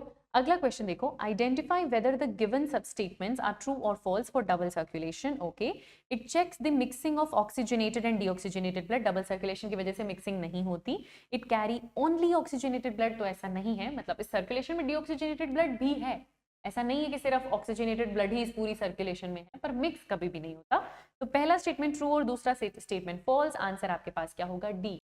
अगला क्वेश्चन देखते हैं, सिस्टमिक सर्कुलेशन में क्या है? तो सिस्टमिक सर्कुलेशन हमें पता है जो कि बॉडी के अराउंड है। तो लेफ्ट वेंट्रिकल से आप ब्लड को लेके जा रहे हो, कौन से ब्लड को लेके जा रहे हो? ऑक्सीजनेटेड ब्लड को लेके जा रहे हो और टिश्यूज को दे रहे हो, डीऑक्सीजनेटेड नहीं, ऑक्सीजनेटेड, और टिश्यू से डीऑक्सीजनेटेड वापस आप राइट ऑरिकल में लेकर आ रहे हो।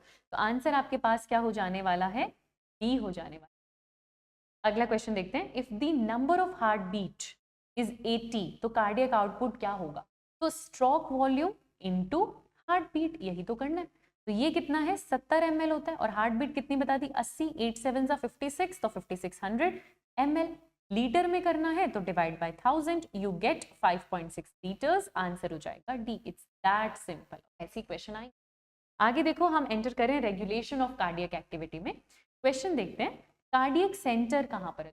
नॉर्मल रेगुलेशन सेंटर है, चाहे रेस्पिरेटरी, चाहे कार्डियक, चाहे गैस्ट्रिक, आपको मिलेगा मेडुला ऑब्लोंगेटा में। आंसर आपके पास क्या हो जाएगा? ए। अगला क्वेश्चन देखो, where does impulse of heart beat originate? तो वो ओरिजिनेट हो रहा है ऐसे नोड से, इसीलिए आंसर हो जाने वाला है फिर से ए। अगला क्वेश्चन देखते हैं, नॉर्मल एक्टिविटीज अगर हार्ट की हैं और उनकी मैं बात करूं तो वो कैसे रेगुलेट हो रही है? नॉर्मल एक्टिविटीज इंट्रिंसिकली, ऐसा स्टेटमेंट हमने पहले भी देखा, वो इंट्रिंसिकली ही रेगुलेट हो जाती हैं। एनसीईआरटी का डायरेक्ट स्टेटमेंट है। आंसर क्या हो जाएगा? बी, आपके पास पूरा नोडल टिश्यू है ना। आगे देखो, जो न्यूरल सेंटर मेडुला ऑब्लोंगेटा में है वो कार्डियक फंक्शन को कैसे रेगुलेट कर सकते हैं? तो ऑटोनोमिक नर्वस सिस्टम, जिसमें सिंपैथेटिक पैरासिम्पैथेटिक दोनों आता है। सोमैटिक नहीं होगा क्योंकि ये वॉलेंट्री कंट्रोल में नहीं है, ये इनवॉलेंट्री है। तो ऑफकोर्स आंसर आपके पास क्या जाने वाला है? ए जाने वाला। अगला क्वेश्चन देखो, जिसके साथ हम डिसऑर्डर्स के क्वेश्चन अब करने वाले हैं। तो जो कोरोनरी हार्ट डिसीज हुई थी वो किसकी वजह से होती है? कोरोनरी हार्ट से एसोसिएट। तो इनएडिक्वेट ब्लड सप्लाई किसको मिलने वाली है? हार्ट की ही मसल्स को। हार्ट की मसल्स को इनएडिक्वेट ब्लड सप्लाई मिलती है तो पेन होता है और कोरोनरी हार्ट डिसीज होती है। एंजाइना पेक्टोरिस भी आप इसको पढ़ते हो, आंसर हो जाएगा ए। अगला क्वेश्चन देखते हैं, इसमें से कौन सा हाइपरटेंशन को बता रहा है? Blood pressure. ये तो नॉर्मल वाला ब्लड प्रेशर है बेटा, और ये तो कम हो गया, उससे कम तो ये तो हो नहीं सकता। ये थोड़ा सा ज्यादा है, ये प्रॉपर बहुत ज्यादा है, जो कि हमें एक्चुअल हाइपरटेंशन बता रहा है 149 की। तो आंसर आपके पास क्या हो जाने वाला है? डी। अगला क्वेश्चन करते हैं, main symptom congestive heart failure का, आपको लंग्स में कंजेशन फील। हार्ट फेलियर मतलब हार्ट, देखो हार्ट का फेलियर तो ये होता है कि वो पूरी बॉडी को इनफ ब्लड सप्लाई नहीं कर पा रहा है ना, लेकिन उसमें वैल्व या हाइपरटेंशन या ब्लॉकेज नहीं आएगा। ये जो कंजेस्टिव वर्ड यूज करते हैं ना, क्योंकि आपको लंग्स में कंजेशन फील, इसलिए कंजेस्टिव वर्ड यूज करते हैं, हार्ट में नहीं लंग्स में, क्योंकि आप बॉडी को इनफ ब्लड सप्लाई नहीं कर पा रहे हो तो आपको लंग्स में कंजेशन फील होगा। तो आंसर यहाँ पर क्या हो जाएगा? सी। अगला क्वेश्चन देखो जरा, एथेरोस्क्लेरोसिस, आप आर्टरियोस्क्लेरोसिस पढ़ते हो, इसमें किसका डिपोजिशन हो जाता है? तो कैल्शियम का डिपोजिशन भी पढ़ते हैं हम, फैट और कोलेस्ट्रॉल का भी पढ़ते हैं और फाइब्रस टिश्यू का भी पढ़ते हैं, सबको ही पढ़ते हैं। इसको आप कोरोनरी आर्टरी डिसीज सीएडी भी बोलते हो, एथेरोस्क्लेरोसिस। तो जो कोरोनरी आर्टरी जो हार्ट की मसल्स को ब्लड सप्लाई करने वाली थी, उसका जो है ल्यूमेन छोटा हो चुका है क्योंकि डिपोजिशन हो चुका है सब्सटेंसेस का, जैसे कि calcium, fat, cholesterol and fibrous tissue. और आंसर आपके पास क्या हो जाएगा यहाँ पे? अगला क्वेश्चन देखो, जो कोरोनरी हार्ट डिसीज है वो किसकी वजह से हो रही है? आपकी हार्ट की मसल्स को ही कम ब्लड का सप्लाई मिल रहा है, इस वजह से हो। तो ये हमने पहले भी ऐसा क्वेश्चन देखा है। आंसर क्या होगा? डी। तो ये मोर और लेस बेटा सेम चीज को पूछने का डिफरेंट तरीका है, और आंसर क्या हो जाएगा? डी। अगला क्वेश्चन देख लेते हैं, हार्ट में अगर आपको मरमर की साउंड सुनाई दे रही है ना, इसका मतलब वैल्व्स अफेक्टेड है। बात याद रखना, अगर आपको मरमर की साउंड सुनाई दे रही है इसका मतलब वैल्व्स अफेक्टेड है। अगला क्वेश्चन देखते हैं, आपको लंग्स में कंजेशन मिला, ये मेन सिम्टम किसका है? वही सेम चीज को पूछने का दूसरा तरीका हो गया। तो ये अगेन क्या है? आपके हार्ट का फेलियर है, हार्ट इनफ ब्लड सप्लाई दे नहीं पाया, कंजेस्टिव हार्ट फेलियर आप उसको बोल सकते हो। आंसर क्या हो जाएगा? डी। अगला क्वेश्चन देखो, the pain associated with decreased oxygen supply to heart tissue is termed as. Heart tissue, heart में फिर आपको पेन होने लगेगा ना, एंजाइना पेक्टोरिस। एंजाइना पेक्टोरिस, ये तो हार्ट अटैक हो गया, मायोकार्डियल इन्फ्रैक्शन तो हार्ट अटैक का ही दूसरा नाम हो गया। और थोड़ा ब्लड सप्लाई का कम होना, ऑक्सीजन का कम सप्लाई होना, जिसकी वजह से पेन फील होना, दैट इज एंजाइना पेक्टोरिस। और हार्ट की मसल्स पे सीधा अटैक हो जाए, हार्ट ढंग से काम ना कर पाए तो वो हार्ट अटैक हो जाता है। और हार्ट रुक ही जाए, बंद ही हो जाए, उसे कार्डियक अरेस्ट कहते हैं। तो यहाँ पर आंसर आपके पास क्या हो जाएगा? और इसके साथ आपने एमसीक्यू जो टॉपिक वाइज क्वेश्चन थे इस चैप्टर के वो आपने कंप्लीट कर लिए। अब हम एंट्री ले सकते हैं एग्जाम ड्रिल में। इसमें अपने टॉपिक वाइज नहीं करने वाले बेटा, अपने रैंडम बहुत सारी क्वेश्चन प्रैक्टिस करेंगे एग्जाम ड्रिल में। शुरू करते हैं। आई होप अब पहले से और बेटर स्कोर आप करो। चलो शुरू करें। एग्जाम ड्रिल का पहला क्वेश्चन देखते हैं, क्या कह रहा है क्वेश्चन हमको। क्वेश्चन कह रहा है लिम्फ मॉडिफाइड ब्लड है जिसमें आरबीसी और डब्ल्यूबीसी नहीं, आरबीसी नहीं होता लिम्फ के अंदर, आरबीसी नहीं होता लिम्फ के अंदर, डब्ल्यूबीसी और कुछ स्मॉलर प्रोटीन्स होते हैं बेटा, सर्टेन, ऑल प्रोटीन्स भी नहीं होते।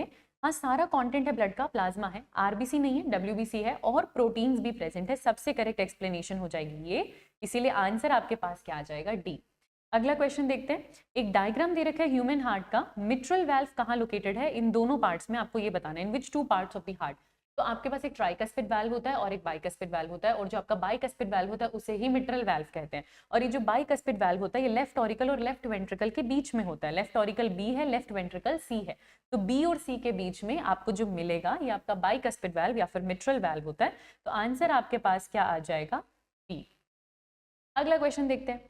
Sinus venosus is are present in which of the following animals, है ना। तो साइनस वेनोसिस और कॉनस आर्टरियोसिस ये हमें एम्फीबियंस में देखने को मिलता है। अगर आपको इस चैप्टर में ये चीज नहीं याद है, आपने नहीं पढ़ी है, तो स्ट्रक्चरल ऑर्गेनाइजेशन एनिमल्स में हम फ्रॉग बहुत डिटेल में करते हैं, हम साइनस वेनोसिस भी करते हैं जो कि पहले ब्लड को रिसीव करता है, फिर वो राइट एट्रियम को देता है, और कॉर्नस आर्टरियोसस, वेंट्रिकल से ब्लड पहले कॉर्नस आर्टरियोसस में जाता है। तो ये दोनों चीजें जो आपको मिलती है ना, ये एम्फीबियंस में देखने को मिलती है। उसके सिवा फिश भी लिखा हुआ है, रेप्टाइल्स भी लिखा हुआ है, मैमल्स भी लिखा हुआ है, तो वो भी ठीक है बेटा। फिशेस में भी आपको साइनस वेनोसिस मिलता है, एम्फीबियंस में तो आप फ्रॉग में पढ़ते ही हो, और रेप्टाइल्स में भी आपको मिलता है। बर्ड्स और मैमल्स में साइनस वेनोसिस नहीं मिलता, वो एडवांस्ड क्लासेस के अंदर चले जाते हैं, पर फिश में, एम्फीबियन में और रेप्टाइल्स में आपको साइनस वेनोसिस मिलता है। तो आंसर आपके पास क्या हो जाएगा यहाँ पे? अगला क्वेश्चन देखते हैं, इसमें से कौन सा एबीओ ब्लड ग्रुपिंग के लिए रिस्पॉन्सिबल है? तो ये तो हम जानते हैं ना, एबीओ ब्लड ग्रुपिंग ये नाम या ये सिस्टम जो है पूरा ब्लड ग्रुपिंग का, ये किस पे बेस्ड है कि आपके आरबीसी के सरफेस पर कौन सा एंटीजन है। आपके आरबीसी के सरफेस पर दो एंटीजन है, एक ए भी हो सकता है और एक बी भी हो सकता है, उन्हीं की प्रेजेंस और एब्सेंस के बेसिस पर ये सारा जो सिस्टम है, एबीओ ब्लड ग्रुपिंग सिस्टम है, ये बनाया जाता है। तो आंसर क्या होगा? डी। अगला क्वेश्चन देखते हैं, असर्शन रीजन यहाँ पर हमको क्या कह रहा है? प्रोथ्रोम्बिनेज एंजाइम एंटी हिपैरिन की तरह काम करता है। बेटा जो प्रोथ्रोम्बिनेज एंजाइम होता है वो प्रोथ्रोम्बिन को थ्रोम्बिन में कन्वर्ट करता है, ये तो क्लॉटिंग में मदद करेगा, और हिपैरिन एक एंटीकोएगुलेंट होता है, तो ये उसके एंटी काम कर रहा है, बात तो ठीक है, ठीक है। Heparin prevents coagulation of blood, ये बात भी ठीक है, क्योंकि वो एक एंटीकोएगुलेंट है तो वो कोएगुलेशन नहीं होने देगा। ये अपने आप में ठीक है, ये अपने आप में ठीक है। प्रोथ्रोम्बिनेज एंटी हिपैरिन कैसे है, क्या ये बात, ये रीजन एक्सप्लेन कर पा रहा है? नहीं। तो स्टेटमेंट दोनों ठीक है, पर ये उसका करेक्ट एक्सप्लेनेशन डेफिनेटली नहीं है, इसलिए आंसर आपके पास क्या हो जाएगा? बी। अगला क्वेश्चन देखते हैं, क्या कह रहा है हमको, इसमें से कौन सा करेक्ट है ब्लड ग्रुप ओ के बारे में? ब्लड ग्रुप ओ में कोई भी एंटीजन नहीं होता, लेकिन एंटीबॉडी दोनों प्रेजेंट होती है। सही बात है, सही बात है, पहला ही स्टेटमेंट एकदम ठीक है। ओ वर्ड जीरो के लिए, क्योंकि कोई भी एंटीजन यहाँ पर नहीं है, पर एंटीबॉडीज दोनों प्रेजेंट है, आंसर होगा ए। अगला क्वेश्चन देखते हैं, when the blood of fetus is agglutinated by the mother's RH antibodies, ये एरिथ्रोब्लास्टोसिस फीटलिस आ गया आपके पास, कि मदर ने RH के अगेंस्ट एंटी RH एंटीबॉडीज बनाई, जिससे फीटस का ब्लड में एग्लूटिनेशन हो गया। तो कौन सी कंडीशन है जिसकी वजह से ये सीवियर एनीमिया आपको देखने को मिल रहा है? तो ये कंडीशन है एरिथ्रोब्लास्टोसिस फीटलिस की। आंसर क्या हो जाएगा? सी। अगला क्वेश्चन देखते हैं, which of the following cations is required for the conversion of prothrombin into active thrombin by thromboplastin? तो थ्रोम्बोप्लास्टिन तो टिश्यूज में से रिलीज हो रहा है या फिर प्लेटलेट्स में से रिलीज हो रहा है, और वो थ्रोम्बोप्लास्टिन फिर कैल्शियम की प्रेजेंस में, प्रोथ्रोम्बिनेज और कैल्शियम की प्रेजेंस में प्रोथ्रोम्बिन को थ्रोम्बिन में कन्वर्ट करता है। तो ये जो कन्वर्जन है ये एक्चुअली प्रोथ्रोम्बिनेज करता है, बट वो थ्रोम्बोप्लास्टिन पहले उसको बनाएगा और वो कैल्शियम की प्रेजेंस में होगा ये सारा काम, है ना। तो कौन सा कैटायन चाहिए थ्रोम्बोप्लास्टिन को? कैल्शियम चाहिए, तो प्रोथ्रोम्बिनेज को वो एक्टिव करेगा और फिर प्रोथ्रोम्बिनेज प्रोथ्रोम्बिन को थ्रोम्बिन में कन्वर्ट करेगा। तो आंसर हो जाएगा डी। अगला क्वेश्चन देखते हैं, clotting of blood is to, blood की क्लॉटिंग से क्या होता है? जो वुंड्स हैं वो सील हो जाएंगे और ब्लड लॉस प्रिवेंट हो जाएगा। सही बात है। It slow down the movement of blood inside the blood vessels, नहीं बेटा, क्लॉटिंग का काम है सीधा सीधा वुंड्स को हील करना, स्लो डाउन नहीं करता है मूवमेंट को। ना इसका काम है ऑक्सीजन को ट्रैप करना, ना ही इसका काम है हार्मफुल जीन्स को ट्रैप करना। तो आंसर आपके पास क्या हो जाने वाला है? ए हो जाने वाला। अगला क्वेश्चन देखते हैं, fish has dash and dash circulatory system. तो फिश का सर्कुलेटरी सिस्टम होता तो क्लोज्ड है, आपको पता है यूरोकॉर्डेटा में ओपन सर्कुलेटरी सिस्टम है, उसके बाद कॉर्डेट्स में क्लोज सर्कुलेटरी सिस्टम आ जाता है, और सिंगल ही सर्कुलेटरी सिस्टम है क्योंकि एक ऑरिकल एक वेंट्रिकल है, एक ही बार सर्कुलेशन होने वाला है। तो क्लोज्ड और सिंगल जो कि आपको दे रखा है ऑप्शन सी में, इसलिए आंसर आपके पास क्या हो जाएगा? अगला क्वेश्चन देखते हैं, ओपन टाइप का जो वेस्कुलर सिस्टम है, ब्लड वेस्कुलर सिस्टम है, वो आपको किस में मिलेगा? अर्थवर्म एनेलिडा है बेटा तो क्लोज्ड होगा, लिजर्ड रेप्टाइल है तो क्लोज्ड होगा, टोड एम्फीबियन है तो क्लोज्ड होगा, कॉकरोच आर्थ्रोपोडा है तो आर्थ्रोपोडा के अंदर तो ओपन सर्कुलेटरी सिस्टम होता है। आंसर हो जाएगा सी। अगला क्वेश्चन देखते हैं, इसमें से कौन से एनिमल्स हैं जिनमें इनकम्प्लीट डबल सर्कुलेशन मिलता है? तो बेटा जो इनकम्प्लीट डबल सर्कुलेशन होता है वो 3 चेम्बर्ड हार्ट में मिलता है, और जो 3 चेम्बर्ड हार्ट है वो एम्फीबियन के पास भी है, वो रेप्टाइल्स के पास भी है। तो एम्फीबियन के पास भी है, रेप्टाइल्स में एक एक्सेप्शन होता है, क्रोकोडाइल, उसके पास नहीं है। ये रेप्टाइल है, ये बर्ड, इसीलिए ये भी नहीं हो सकता। ये फिश है जिसमें 2 चेम्बर्ड है, 3 चेम्बर्ड नहीं है, और ये मैमल है जिसमें 4 चेम्बर्ड है, तो ये भी नहीं हो सकता। यहाँ एक एम्फीबियन और एक रेप्टाइल दे रखा है, तो उनमें 3 चेम्बर्ड हार्ट होता है, इनकम्प्लीट डबल सर्कुलेशन मिल जाएगा। आंसर हो जाएगा सी। अगला क्वेश्चन देखते हैं, नोडल टिश्यू या मस्क्यूलेचर इन ह्यूमन हार्ट की अगर मैं बात करूँ तो क्या मिलेगा आपको नोडल टिश्यू या उसके मस्क्यूलेचर में? The ability to generate action potential due to any external stimulus, external stimulus नहीं बेटा, इंटरनल रेगुलेशन है। 2 पैचेस मिलेंगे, एक एट्रियम में मिलेगा, बाकी वेंट्रिकल में मिलेंगे।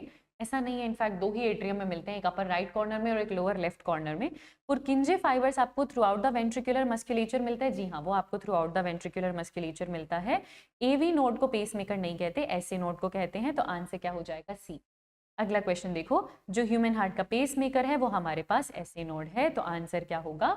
ए। अगला क्वेश्चन देखते हैं, इसमें से कौन सी ब्लड वेसल है जिसमें वैल्व नहीं मिलते? आर्टरीज में वैल्व नहीं मिलते बेटा, वेन में तो मिलता है। और रही बात पल्मोनरी आर्टरी या पल्मोनरी एओर्टा या सिस्टमिक एओर्टा का, तो कहना नहीं चाहिए, पर मतलब सेमिल्यूनर वैल्व वैसे हार्ट के वैल्व हैं, पर हम इनमें मान लेते हैं कि इनके पास एटलीस्ट सेमिल्यूनर वैल्व तो हैं। तो जिनमें वैल्व नहीं होते वो है आपकी आर्टरी, तो आंसर हो जाएगा ए। अगला क्वेश्चन देखते हैं, the opening of auricles into ventricles on the right side is guarded by. तो अगर मैं फिर से आपके लिए हार्ट बनाऊंगा तो यहाँ पर आपके पास आता है राइट ऑरिकल, यहाँ पर आपके पास आता है राइट वेंट्रिकल, यहाँ आता है लेफ्ट ऑरिकल, यहाँ आता है लेफ्ट वेंट्रिकल। तो यहाँ पर जो मूवमेंट है ब्लड की राइट ऑरिकल से राइट वेंट्रिकल में, यहाँ पर आपको मिलता है ट्राइकस्पिड वाल्व और यहाँ पर आपको मिलता है बाइकस्पिड वाल्व। तो अगर राइट साइड की मैं बात करूँ तो आपको मिलेगा ट्राइकस्पिड वाल्व, आंसर आपके पास क्या हो जाएगा? ए। ये बात याद रखिएगा। अगला क्वेश्चन देखते हैं, बाइकस्पिड वाल्व, वही सेम चीज आ गई। अगर मैं ये बोल रही हूँ यहाँ पर ट्राइकस्पिड है तो यहाँ क्या है? बाइकस्पिड। बाइकस्पिड किसकी मूवमेंट करा रहा है? लेफ्ट ऑरिकल से लेफ्ट वेंट्रिकल की मूवमेंट करवा रहा है। आंसर आपके पास क्या हो जाएगा? सी। ब्लड लेफ्ट ऑरिकल से कहाँ जाने वाला है? Left ventricle. अगला क्वेश्चन देखते हैं, किसकी बात कर रहे हैं? बाइकस्पिड टर्म की बात कर रहे हैं। हमें पता है ये एक वैल्व है जो कि हार्ट में मिलता है, तो ये एक वैल्व है जो हार्ट में मिलता है, वैल्व है जो हार्ट में मिलता है, वैल्व है जो हार्ट में मिलता है, वैल्व है जो हार्ट में मिलता है। आपके लिए उतना रेलेवेंट है। ये एक हड्डी नहीं है पेल्विक गर्डल की। पेल्विक गर्डल की हड्डियों में क्या क्या था? ईडियम, ईस्ट्रियम, प्यूबिस, कॉक्सल बोन पढ़ते हो। ये अपर आर्म में मिलने वाली कोई मसल नहीं है, पर ये टूथ का सरफेस है बेटा। मैं आपको करेक्ट आंसर बता रही हूँ कि हाँ ये टूथ का सरफेस है। देखो, इंसिजर्स, कैनाइन्स, प्रीमोलार्स, मोलार्स। तो जो प्रीमोलार्स होते हैं ना आपके पास, उन प्रीमोलार्स को बाइकस्पिड टीथ भी कहा जाता है। उन प्रीमोलार्स को बाइकस्पिड टीथ भी कहा जाता है। उनके टॉप पे जो सरफेस है उसमें इस तरीके से दो कस्प बने हुए हैं, इसलिए उसको बाइकस्पिड टीथ कहा जाता है। आपको नहीं जानना, मैंने यहाँ पे बता दिया, आपके लिए उतना काफी है कि ये एक वैल्व है हार्ट की, वो आपके लिए काफी है। आंसर हो जाएगा सी। अगला क्वेश्चन देखते हैं, जो बंडल ऑफ हिस है वो कौन से ऑर्गन में मिल रहा है? तो मुझे हार्ट में मिल रहा है, हार्ट के नोडल टिश्यू में आ रहा है। आंसर क्या हो जाएगा? बी हो जाएगा। अगला क्वेश्चन देखते हैं, इसमें से किसकी सबसे थिक वॉल होती है? तो सबसे थिक वॉल आपको किसकी देखने को मिलेगी? आपको देखने को मिलेगी वेंट्रिकल की। वेंट्रिकल में भी लेफ्ट वेंट्रिकल की। ऐसा क्वेश्चन हम देख चुके हैं, अब पीवाईक्यू में भी देख चुके हैं, क्योंकि यहाँ से एक्चुअली ब्लड पंप आउट होता है। अगला क्वेश्चन देखते हैं, साइनो, इस वर्ड को करेक्ट कर लीजिएगा, साइनो एट्रियल नोड जो ह्यूमन हार्ट में मिलता है वो किसकी वॉल में आपको मिलता है? तो वो upper right corner of the right atrium. तो आपको राइट एट्रियम में मिलेगा, तो आंसर आपके पास क्या हो जाने वाला है? सी हो जाने वाला। अगला क्वेश्चन देखो जरा, which term does not apply to human heart? Human heart में एक पेसमेकर होता है, ह्यूमन हार्ट 4 चेम्बर्ड होता है, ह्यूमन हार्ट में मिट्रल वैल्व या बाइकस्पिड वैल्व होते हैं, पर वो न्यूरोजेनिक नहीं, वो मायोजेनिक है। आंसर आपके पास क्या होगा? डी हो जाएगा। अगला क्वेश्चन देखते हैं, क्या कह रहे हैं अगला क्वेश्चन हमको? आपको कार्डियक आउटपुट के बारे में बताना है ना। तो it is heart rate into stroke volume. जी हाँ, it is the product of auricular and ventricular volume. ऐसा तो नहीं है, वेंट्रिकल से जो ब्लड पंप आउट हो रहा है वो इनटू हार्ट बीट से कैलकुलेट होता है, ऑरिकल नहीं। It the process in which blood pumped in 1 minute. हम यही देखते हैं इसमें कार्डियक आउटपुट में कि 1 मिनट में कितना ब्लड पंप आउट हो रहा है। तो ट्रू स्टेटमेंट कितने हो जाएंगे मेरे पास? फर्स्ट और थर्ड, इसीलिए आंसर क्या हो जाने वाला है? डी हो जाने वाला।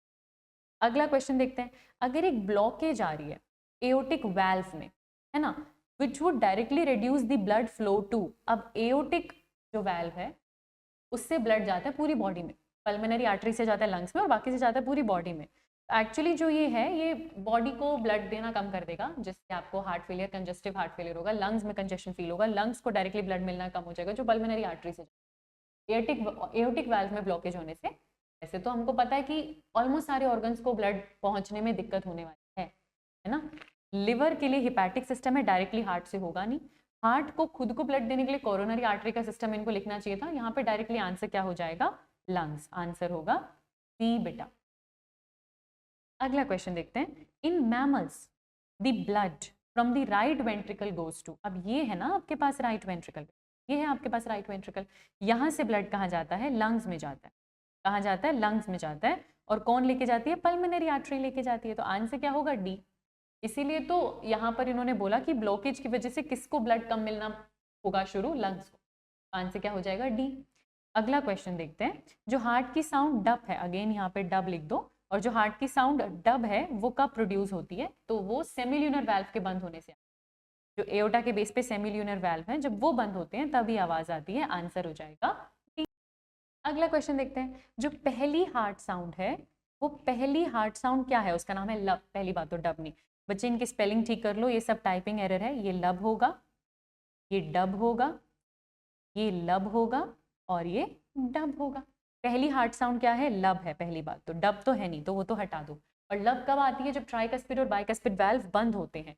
और वो कब बंद होते हैं? जब वेंट्रिकुलर सिस्टोल शुरू हो रहा होता है। एंड ऑफ सिस्टोल नहीं, बिगिनिंग ऑफ वेंट्रिकुलर सिस्टोल पे आपको ये साउंड सुनाई देगी। आंसर आपके पास क्या हो जाएगा? सी। अगला क्वेश्चन देखते हैं, closure of which valve makes the louder sound of the heart beat. Lub louder होती है और लब कब आती है? जब ट्राइकस्पिड और बाइकस्पिड वाल्व बंद होते हैं, है ना, जिन्हें हम ऑरिक्यूलो वेंट्रिकुलर वाल्व कहते हैं। इसमें मैं अकेला ट्राइकस्पिड भी नहीं ले सकती, अकेला बाइकस्पिड भी नहीं ले सकती, दोनों एक साथ बंद होते हैं जब लब लब साउंड आती है, जो कि एक स्ट्रॉन्गर साउंड है। आंसर क्या होगा? सी। और सेमील्यूनर वाल्व बंद होने पर जो साउंड आती है वो तो डब है, वो लाउडर साउंड नहीं है, लाउडर साउंड तो डब है, तो आंसर लब है, तो आंसर क्या हो जाएगा? सी। ठीक है, अगला क्वेश्चन देखते हैं यहाँ पे, इसमें से कौन सा स्टेटमेंट करेक्ट है ब्लड ग्रुप के बारे में? ओ यूनिवर्सल डोनर है, जी हाँ। ए बी यूनिवर्सल रेसिपिएंट या एक्सेप्टर है, बिल्कुल। ब्लड ग्रुप अगर किसी का ए है तो उसके पास एंटीजन बी होगा, नहीं, उसके पास एंटीजन ए होगा। ब्लड ग्रुप बी है तो उसके पास एंटीजन बी होगा और एंटी ए एंटीबॉडीज होंगी, जी हाँ। 1, 2 और 4 ठीक है, इसलिए आंसर आपके पास क्या हो जाने वाला है? सी हो। अगला क्वेश्चन देखते हैं, कार्डियक साइकिल 0.8 सेकेंड्स में एक कार्डियक साइकिल होती है ना, 0.8 सेकेंड्स में एक कार्डियक साइकिल, तो आंसर आपके पास क्या हो जाएगा? डी। अगला क्वेश्चन देखते हैं, which circulation provides nutrients and oxygen to cardiac muscle tissue। तो कार्डियक को ही न्यूट्रिएंट्स और ऑक्सीजन देने के लिए पूरा कॉरोनरी सर्कुलेशन चलता है बेटा। आंसर हो जाएगा डी। जो स्पेसिफिकली हार्ट को न्यूट्रिएंट्स और ऑक्सीजन देने के लिए उस सर्कुलेशन को बोलते हैं कॉरोनरी सर्कुलेशन। आंसर हो जाएगा डी। अगला क्वेश्चन देखो, which structures are directly involved in the pulmonary circulation। ये मैंने कल आपको बताया था, लंग्स के अराउंड पल्मोनरी सर्कुलेशन चलता है, तो डीऑक्सीजनेटेड ब्लड का लंग्स को जाना और लंग्स से ऑक्सीजनेटेड ब्लड वापस हार्ट को आना पल्मोनरी सर्कुलेशन में। तो इसमें कौन कौन इन्वॉल्व हुआ? अगर मैं यहाँ पर हार्ट की बात करूँ तो एक तो राइट वेंट्रिकल इन्वॉल्व हुआ, क्योंकि वो डीऑक्सीजनेटेड ब्लड लंग्स को देगा, और लंग्स से ऑक्सीजनेटेड ब्लड यहाँ पर आएगा, तो लेफ्ट ऑरिकल इन्वॉल्व हुआ। तो कौन कौन इन्वॉल्व हुआ? राइट एट्रियम नहीं, राइट वेंट्रिकल हाँ जी, वहां से ब्लड लेके जाने वाली आर्टरी पल्मोनरी आर्टरी बिल्कुल, और वापस लाने वाला लेफ्ट एट्रियम ये भी, तो आंसर आपके पास क्या हो जाएगा? डी हो जाएगा। अगला क्वेश्चन देखते हैं, which structure is directly involve in systemic circulation. तो ये तो बॉडी के अराउंड होगा, तो पूरी बॉडी से डीऑक्सीजनेटेड ब्लड लेके जाना, पूरी बॉडी से डीऑक्सीजनेटेड ब्लड लेके जाना और राइट ऑरिकल को दे देना, ये भी सिस्टमिक सर्कुलेशन में है। और यहाँ से एओर्टा के थ्रू, लेफ्ट वेंट्रिकल से एओर्टा के थ्रू बॉडी को ऑक्सीजनेटेड ब्लड का मिलना, ये भी सिस्टमिक। तो यहाँ पे कौन कौन इन्वॉल्व है? सुपीरियर वेना कावा, ये वाली सुपीरियर वेना कावा होती है। राइट वेंट्रिकल इसमें इन्वॉल्व नहीं है, तो ये नहीं हो सकता। राइट वेंट्रिकल इसमें इन्वॉल्व नहीं है, लेफ्ट वेंट्रिकल इसमें इन्वॉल्व है, एओर्टा इसमें इन्वॉल्व है और वेना कावा इसमें इन्वॉल्व है, तो आंसर आपके पास क्या हो जाएगा? सी। राइट एट्रियम इसके अंदर है, पल्मोनरी ट्रंक इसके अंदर नहीं है, वो पल्मोनरी सर्कुलेशन में होता है, इसलिए ये भी नहीं हो पाएगा। आंसर आपके पास क्या आ जाएगा? सी। तो बेटा बॉडी के अराउंड हम बात करें, ये बात याद रखना, बॉडी के अराउंड बात कर रहे हैं, तो बॉडी को ऑक्सीजनेटेड ब्लड देना और डीऑक्सीजनेटेड लेके जाना, उनको देने और ले जाने वाली आर्टरीज और वेन्स भी इसमें इन्वॉल्व है, इसलिए वेना कावा भी इन्वॉल्व है और एओर्टा भी इन्वॉल्व है, और आंसर आपके पास क्या हो जाने वाला है? अगला क्वेश्चन देखें, which of the following parts of the heart possess semilunar valve. Semilunar valve aorta में भी मिलता है, पल्मोनरी आर्टरी में भी मिलता है। आंसर क्या होगा? ए। इन्हीं दोनों में मिलता है, क्योंकि एक राइट ऑरिकल से ब्लड लेके, राइट वेंट्रिकल से ब्लड लेके जा रही है, एक लेफ्ट वेंट्रिकल से, और इनमें आपको सेमील्यूनर वाल्व मिलता है। आंसर हो जाएगा ए। अगला क्वेश्चन देखते हैं, जो कॉरोनरी आर्टरी डिसीज है उसके अंदर क्या एथेरोस्क्लेरोसिस का ही दूसरा नाम है बेटा ये, जिसमें डिपोजिशन हो जा रहा है फैट्स का, कैल्शियम का, अदर फैक्टर्स का, तो आंसर क्या हो जाएगा? सी हो जाएगा। अगला क्वेश्चन देखो, एथेरोस्क्लेरोसिस के अंदर क्या होता है? जो आर्ट्रियल की वॉल है वो थिन और वीक हो जाती है, तो ब्लड वॉल्स में से बाहर आने लगता है। नहीं बेटा, पहली बात वो थिन नहीं होती, वो थिक हो जाती है, क्योंकि उनमें डिपोजिशन होने लगता है और उसकी वजह से वो हार्ड हो जाती है, अपनी इलास्टिसिटी खत्म कर लेती है। क्या ये सेक्स लिंक डिसऑर्डर है? नहीं। इसमें ब्लड का कोएगुलेशन का लेना देना है? नहीं। आर्टरीज वॉल बहुत थिक हो जा रही है क्योंकि उन पर डिपोजिशन हो जा रहा है और साथ में वो इनइलास्टिक भी हो जा रही है। आंसर हो जाएगा डी, जिससे ब्लड सप्लाई कम हो जाएगी हार्ट को, इसलिए इसको कॉरोनरी आर्टरी डिसीज। अगला क्वेश्चन देखते हैं, क्या कह रहा है? इनकरेक्ट स्टेटमेंट आपको यहाँ पर बताना है एक नॉर्मल ईसीजी के लिए, है ना। तो नॉर्मल ईसीजी में एक पेशेंट को आप 3 इलेक्ट्रिक लीड से कनेक्ट करते हैं, 1 टू ईच रिस्ट और एक लेफ्ट एंकल से, बिल्कुल सही बात है। टी, क्यू आर एस और टी, तो टी जो है वो एट्रियल रीपोलराइजेशन को दिखाता है, नहीं वेंट्रिकुलर रीपोलराइजेशन को दिखाता है। जो क्यू है वो वेंट्रिकुलर सिस्टोल की स्टार्टिंग दिखाता है, आर जो है वो वेंट्रिकुलर सिस्टोल या डीपोलराइजेशन दिखाता है, बिल्कुल सही बात है। तो जो टी है वो वेंट्रिकल का रिलैक्सेशन दिखाता है, इसलिए इनकरेक्ट हो जाएगा ये और आंसर हो जाएगा बी। अगला क्वेश्चन देखते हैं, असर्शन रीजन आया हमारे पास, blood pressure arterial blood pressure से मेजर होता है, जी हाँ, और ब्लड प्रेशर जो है वो स्विग्मो मैनोमीटर से मेजर होता है, जी हाँ। दोनों स्टेटमेंट ठीक है, पर ऑब्वियसली एक दूसरे की एक्सप्लेनेशन नहीं है, एक में इंस्ट्रूमेंट बता रखा है, एक में डेफिनेशन, तो आंसर क्या हो जाएगा, बी हो जाएगा। अगला क्वेश्चन देखो, आंसर हो जाएगा बी। अगला क्वेश्चन देखो, आपको 4 स्टेटमेंट दिया हुआ है, आपको बताना है इनमें से कौन सी 2 स्टेटमेंट करेक्ट है। आर्टरीज थिक वॉल होती हैं और उनका ल्यूमेन नैरो होता है, अगर आप वेन से कंपेयर करोगे तो बिल्कुल सही बात है। एंजाइना में एक्यूट चेस्ट पेन होता है, blood circulation to brain is reduced, नहीं to heart is reduced, heart को इनफ ब्लड ऑक्सीजन नहीं मिलता तो पेन फील होता है। पर्सन जिनका ब्लड ग्रुप ए बी है वो किसी को भी ब्लड डोनेट कर सकते हैं, नहीं, वो यूनिवर्सल रेसिपिएंट है, डोनर नहीं है बेटा, तो ये तो गलत हो जाएगा। कैल्शियम आयन का क्लॉटिंग में बहुत इंपॉर्टेंट रोल है, जी हाँ, जो पहला स्टेप है प्रोथ्रोम्बिन को थ्रोम्बिन में कन्वर्ट करना, बिना कैल्शियम के थ्रोम्बोप्लास्टिन ये नहीं करवा पाएगा, तो ये भी स्टेटमेंट ठीक है। तो 1 भी ठीक है, 4 भी ठीक है, इसलिए आंसर आपके पास क्या हो जाएगा, ए। आंसर आपके पास क्या हो जाएगा। अगला क्वेश्चन देखते हैं, आपको इनकरेक्ट स्टेटमेंट बताना है, वेन्स लार्जर होती है डायामीटर में आर्टरी से, जी हाँ होती तो है। आर्टरीज थिक वॉल्ड होती है इसलिए उनका ल्यूमेन नैरो होता है और वेन्स का ल्यूमेन थोड़ा सा वाइड होता है, तो लार्जर डायमीटर मिलेगा आपको, सही बात है। अपने स्मॉल साइज की वजह से capillaries contain blood that is moving more quickly than in other parts of the circulatory system, बिल्कुल भी नहीं। कैपिलरीज पतले साइज की है तो यहाँ पर आकर ब्लड बहुत ही स्लो हो जाता है, तभी तो यहाँ से डिफ्यूजन और एक्सचेंज हो पाता है। इतना क्विक ब्लड फ्लो करेगा तो कभी सेल्स को ऑक्सीजन, न्यूट्रिएंट्स ये सब नहीं मिल पाएगा, कैपिलरीज में आके ब्लड का रेट स्लो होता है बेटा, ये इनकरेक्ट है, ये इनकरेक्ट है। आर्टरीज की जो वॉल है इलास्टिक होती हैं, जिसकी वजह से वो स्ट्रेच कर पाते हैं, श्रिंक कर पाते हैं, जैसे जैसे ब्लड प्रेशर चेंज होता है वैसे वैसे वो अपने आप को स्ट्रेच और श्रिंक कर पाते हैं, क्योंकि इलास्टिसिटी है वॉल्स में, ये बात बिल्कुल ठीक है, और इसीलिए कोरोनरी आर्टरी डिसीज में इलास्टिसिटी खत्म हो जाती है, उसकी हार्डनिंग हो जाती है। वेन्स में ज्यादा ब्लड है than any other part of the circulatory system, veins में ज्यादा ब्लड होता है, ये बात भी बिल्कुल ठीक है, तो जो इनकरेक्ट स्टेटमेंट है वो हो जाएगा। चलो अगला क्वेश्चन करते हैं, which of the following statement is correct, है ना, रिगार्डिंग जॉइंट डायस्टोल, ठीक है जी। तो उस टाइम दोनों एट्रिया रिलैक्स करती है पर वेंट्रिकल कॉन्ट्रैक्ट करती है, नहीं, जॉइंट का मतलब सब रिलैक्स कर रहे हैं, दोनों वेंट्रिकल रिलैक्स करिए पर एट्रिया कॉन्ट्रैक्ट करिए, नहीं, दोनों सेमिल्यूनर वाल्व ओपन होते हैं, नहीं बेटा, जॉइंट डायस्टोल शुरू होती है सेमिल्यूनर वाल्व क्लोज हो जाता है, ट्राइकस्पिड और बाइकस्पिड इस दौरान ओपन रहते हैं, आंसर क्या होगा, बी। अगला क्वेश्चन देखें, चलो जी, इसमें से कौन सा स्टेटमेंट करेक्ट है ब्लड सर्कुलेशन इन मैमल्स के बारे में। तो लेफ्ट ऑरिकल को ऑक्सीजनेटेड ब्लड मिलता है, बिल्कुल, आप फिर से ऐसे ड्रॉ करके देख सकते हो, ये आपका लेफ्ट ऑरिकल और इसको लंग से ऑक्सीजनेटेड ब्लड मिल रहा है। पल्मोनरी आर्टरी ऑक्सीजनेटेड ब्लड को लंग्स को देती है, नहीं, यहां से निकलती है पल्मोनरी आर्टरी आपके राइट वेंट्रिकल से और इसके पास होता है डीऑक्सीजनेटेड ब्लड, गलत हो जाएगा। ब्लड लंग से वापस हार्ट को आता है, 2 वेन्स लेकर आती है, 1 फ्रॉम ईच लंग, ऐसा नहीं है, और एक ही वेन है और वो पल्मोनरी वेन है ना, 2 वेन नहीं है, वो एक ही वेन है और वो पल्मोनरी वेन है, ठीक है, तो ये भी गलत हो जाएगा। नन ऑफ दीज भी नहीं है क्योंकि हमें पता है कि करेक्ट क्या हो जाएगा, ए। अगला क्वेश्चन देखते हैं जरा, इसमें से कौन सा करेक्ट है लिम्फ के बारे में। लिम्फ ब्रेन को ऑक्सीजन देता है, ब्लड का काम है ये तो। CO2 लंग्स को देता है, अगेन ब्लड का काम है ये तो। It returns interstitial fluid to the blood, ये एकदम ठीक बात है क्योंकि यही इंटरस्टिशियल फ्लूइड को बनाता है और उसको वापस ड्रेन करता है blood. It returns RBC and WBC to lymph node, इसके पास आरबीसी होते ही नहीं तो रिटर्न क्या ही करेगा, तो आंसर आपके पास क्या हो जाएगा, सी। अगला क्वेश्चन देखते हैं, इसमें से कौन सा आर्टरी को बेस्ट डिफाइन कर रहा है, ठीक है, आर्टरी को बेस्ट डिफाइन कर रहा है। आर्टरीज जो होती हैं ब्लड को एक विसरल ऑर्गन से दूसरे विसरल ऑर्गन्स पर लेके जाती हैं, वो तो पोर्टल वेन्स का काम होता है। ये ऑक्सीजनेटेड ब्लड को अलग अलग ऑर्गन्स पे लेके जाती है, मोर और लेस ये स्टेटमेंट ठीक है, पर ज्यादा करेक्ट डेफिनेशन होती है कि जो हार्ट से ब्लड को लेके जाए वो आर्टरी है, ठीक है। It carries blood away from the heart to different organ, ये हुई ना बात, क्योंकि बेटा पल्मोनरी आर्टरी एक ऐसी आर्टरी है जो डीऑक्सीजनेटेड ब्लड को लेके जाती है, तो उसकी डेफिनेशन में ऑक्सीजनेटेड ब्लड लिखना गलत हो जाएगा।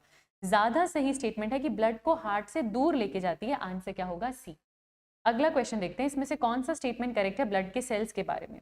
एक हेल्दी इंडिविजुअल के पास 12 से 16 ग्राम हीमोग्लोबिन होता है in every 200 ml of blood, क्या ये स्टेटमेंट ठीक है, नहीं है बेटा, क्योंकि 200 नहीं 100 ml ऑफ ब्लड आएगा। आरबीसी का एवरेज लाइफ स्पैन 120 डेज का होता है और फिर वो स्प्लीन में जाके डिस्ट्रॉय हो जाते हैं, ये स्टेटमेंट एकदम ठीक है, पर हम बाकी स्टेटमेंट्स भी यहाँ पे रीड कर लेते हैं। न्यूट्रोफिल और बेसोफिल फैगोसाइटिक होते हैं बेटा, बेसोफिल फैगोसाइटिक नहीं, न्यूट्रोफिल और मोनोसाइट फैगोसाइटिक होते हैं। Reduction in the number of WBC leads to clotting disorder, नहीं, क्लॉटिंग डिसऑर्डर होता है प्लेटलेट्स की कमी होने से, क्योंकि प्लेटलेट मदद कर रहा है ना क्लॉट करने में। तो आंसर क्या हो जाएगा? अगला क्वेश्चन देखते हैं। ब्लड कोएगुलेट्स इन अनइंजर्ड ब्लड वेसल, क्या ये बात ठीक है? नहीं, इंजरी होगी तभी तो क्लॉटिंग का सिग्नल आएगा ना, तो अनइंजर्ड में क्यों ब्लड क्लॉट करेगा, ये तो गलत है। अनइंजर्ड ब्लड वेसल एंटीकोएगुलेंट हिपेरिन को रिलीज करता है, नहीं, ऐसा भी नहीं है।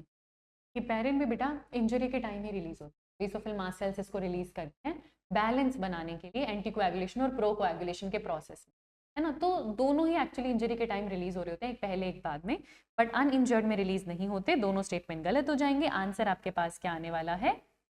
अगर आपको ऐसे भी लग रहा है कि मैम जो अनइंजर्ड है उनमें ब्लड क्लॉट नहीं करता, उनमें थोड़ा बहुत हिपेरिन है, वो भी चलो आपकी बात मैं मान लेती हूँ, ठीक है, पर बेटा ब्लड वेसल इसको रिलीज नहीं करती ना, ब्लड वेसल थोड़ी रिलीज कर रही है, कौन रिलीज कर रहा है? Mast cell release, basophil release कर, तो ब्लड वेसल तो वैसे नहीं रिलीज करी। दोनों स्टेटमेंट फॉल्स हैं, आंसर होगा डी। अगला क्वेश्चन देखते हैं। इनमें से कौन सा option types of heart correctly match है अपने रिस्पेक्टिव ग्रुप ऑफ एनिमल्स के साथ? 2 चेम्बर्ड हार्ट फिश में मिलेगा लेकिन एम्फीबियन में तो 3 चेम्बर्ड मिलेगा। 3 चेम्बर्ड हार्ट एम्फीबियन में मिलेगा लेकिन बर्ड्स में तो 4 चेम्बर्ड मिलेगा। 4 चेम्बर्ड बर्ड्स और मैमल्स में मिलता है, ये बात सही लिखी हुई है। 3 चेम्बर्ड रेप्टाइल्स में नहीं मिलता, उनमें सॉरी रेप्टाइल्स में 3 चेम्बर्ड होता है, मैमल्स में 4 चेम्बर्ड होता है। तो आंसर आपके पास क्या हो जाएगा? सी। अगला क्वेश्चन देखते हैं, आपको करेक्ट मैच करना है फिर से। प्लाज्मा की अगर मैं बात करूं तो it is a straw coloured fluid that consist of suspended blood cells, अब ये बात ठीक है। हार्ट की अगर मैं बात करूं it is the site where exchange of nutrients and gases occur, नहीं, वो तो टिश्यू लेवल पर हो रहा है। कैपिलरी की अगर मैं बात करूं तो ये रेड कलर का फ्लूइड है जो कि फूड देता है सेल्स को, गैसेस एक्सचेंज जरूर कर रहा है, फूड तो नहीं ही दे रहा है ये सेल्स को, है ना। और कैपिलरी वेसल है बेटा, फ्लूइड तो नहीं है, वेसल का नाम है। ब्लड जो है वो पंपिंग स्टेशन है बॉडी का, नहीं वो हार्ट होता है। तो आंसर आपके पास क्या आ रहा है? ए आ रहा है। अगला क्वेश्चन देखते हैं। एक ईसीजी आपको दे रखी है, कौन सा करेक्ट इंटरप्रिटेशन है?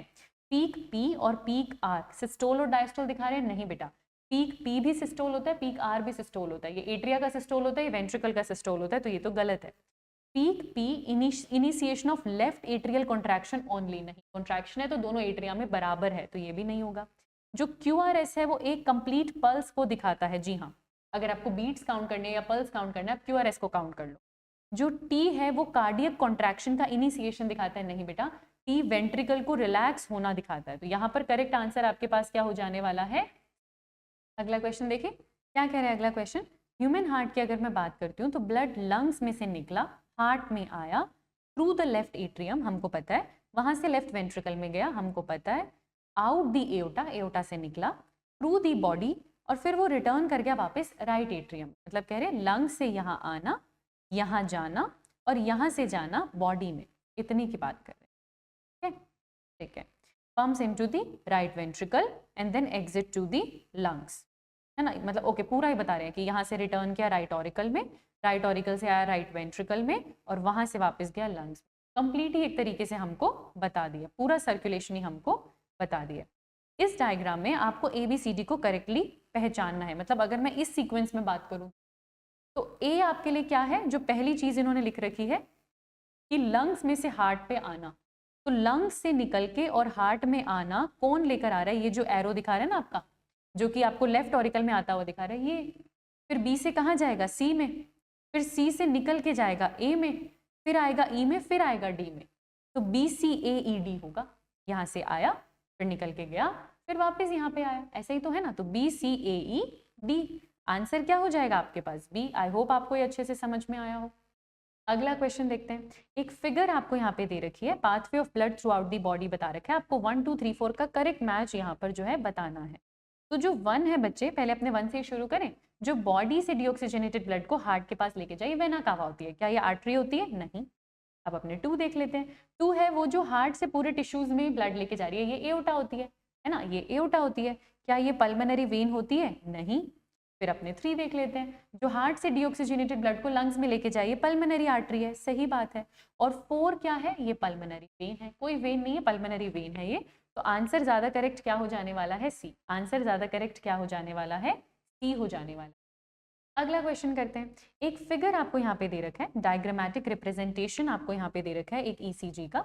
आपको ईसीजी की हर पीक को आइडेंटिफाई करना है with the letter from P to T that corresponds to a specific electrical activity of the heart.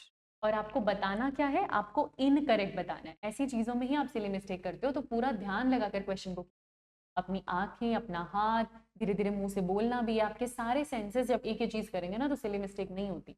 तो इनकरेक्ट एक्टिविटी मुझे यहाँ पर बतानी है। क्यूआरएस में वेंट्रिकल का डीपोलराइजेशन है, जी हाँ। आर वेव सिस्टोल की बिगिनिंग दिखाता है, बेटा सिस्टोल की बिगिनिंग ना क्यू में है, यहाँ तो पीक हो गई है उसकी सिस्टोल की, तो ये तो टेक्निकली गलत है।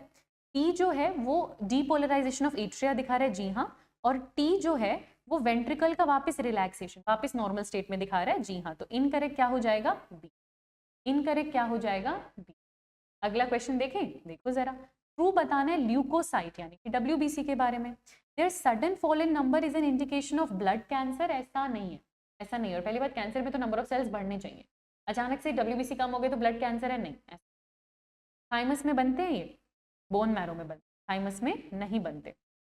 ई न्यूक्लिएटेड होते हैं, डब्ल्यूबीसी ई न्यूक्लिएटेड नहीं होते। They can squeeze out through the capillary walls, जी हाँ, ये डायपिडेसिस करके they can squeeze out through the capillary wall, और फिर ये क्या बनाते हैं, लिम्फ बनाते हैं, इसलिए तो लिम्फ में डब्ल्यूबीसी यानी कि ल्यूकोसाइट होते हैं। आंसर आपके पास क्या हो जाने वाला है, डी हो जाने। अगला क्वेश्चन करते हैं, क्या कह रहे हैं अगला क्वेश्चन हमको, आपको करेक्ट रूट बताना है जिससे पल्स मेकिंग इम्पल्स ट्रैवल करती है हार्ट में। तो रूट की शुरुआत होती है एसए नोड से, एसए नोड से आएगा एवी नोड, एवी नोड से एवी बंडल, उससे बंडल ऑफ हिस, और फाइनली पुरकिंजे फाइबर्स। पुरकिंजे फाइबर्स इतना पहले नहीं आएगा, और एवी नोड पहले और एसए नोड बाद में तो हो ही नहीं सकता। तो आंसर आपके पास क्या हो जाने वाला है, ए हो जाने वाला।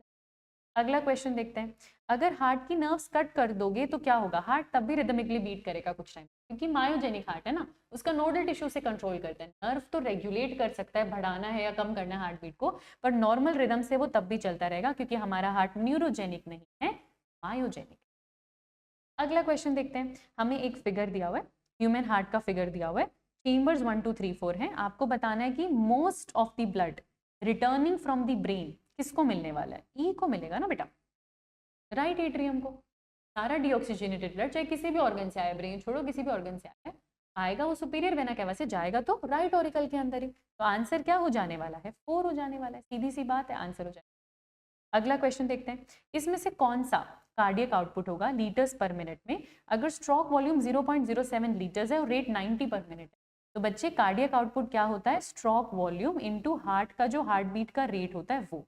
तो स्ट्रोक वॉल्यूम हमें आंसर भी लीटर्स में देना है, तो आप चाहो तो लीटर्स में ही रख सकते हो, एमएल में थोड़ा सा मल्टीप्लाई करना इजी हो जाएगा, बट एनीवे आप 0.07 लीटर्स ले लो, और एक मिनट में कितनी हार्ट बीट बता रखी है, 90, तो आप मल्टीप्लाई करके देख लो, 9 7 63, ठीक है, और 0.63 आ जाएगा, है ना, 0.63 आ जाएगा, 0.63 आ जाएगा, बिल्कुल।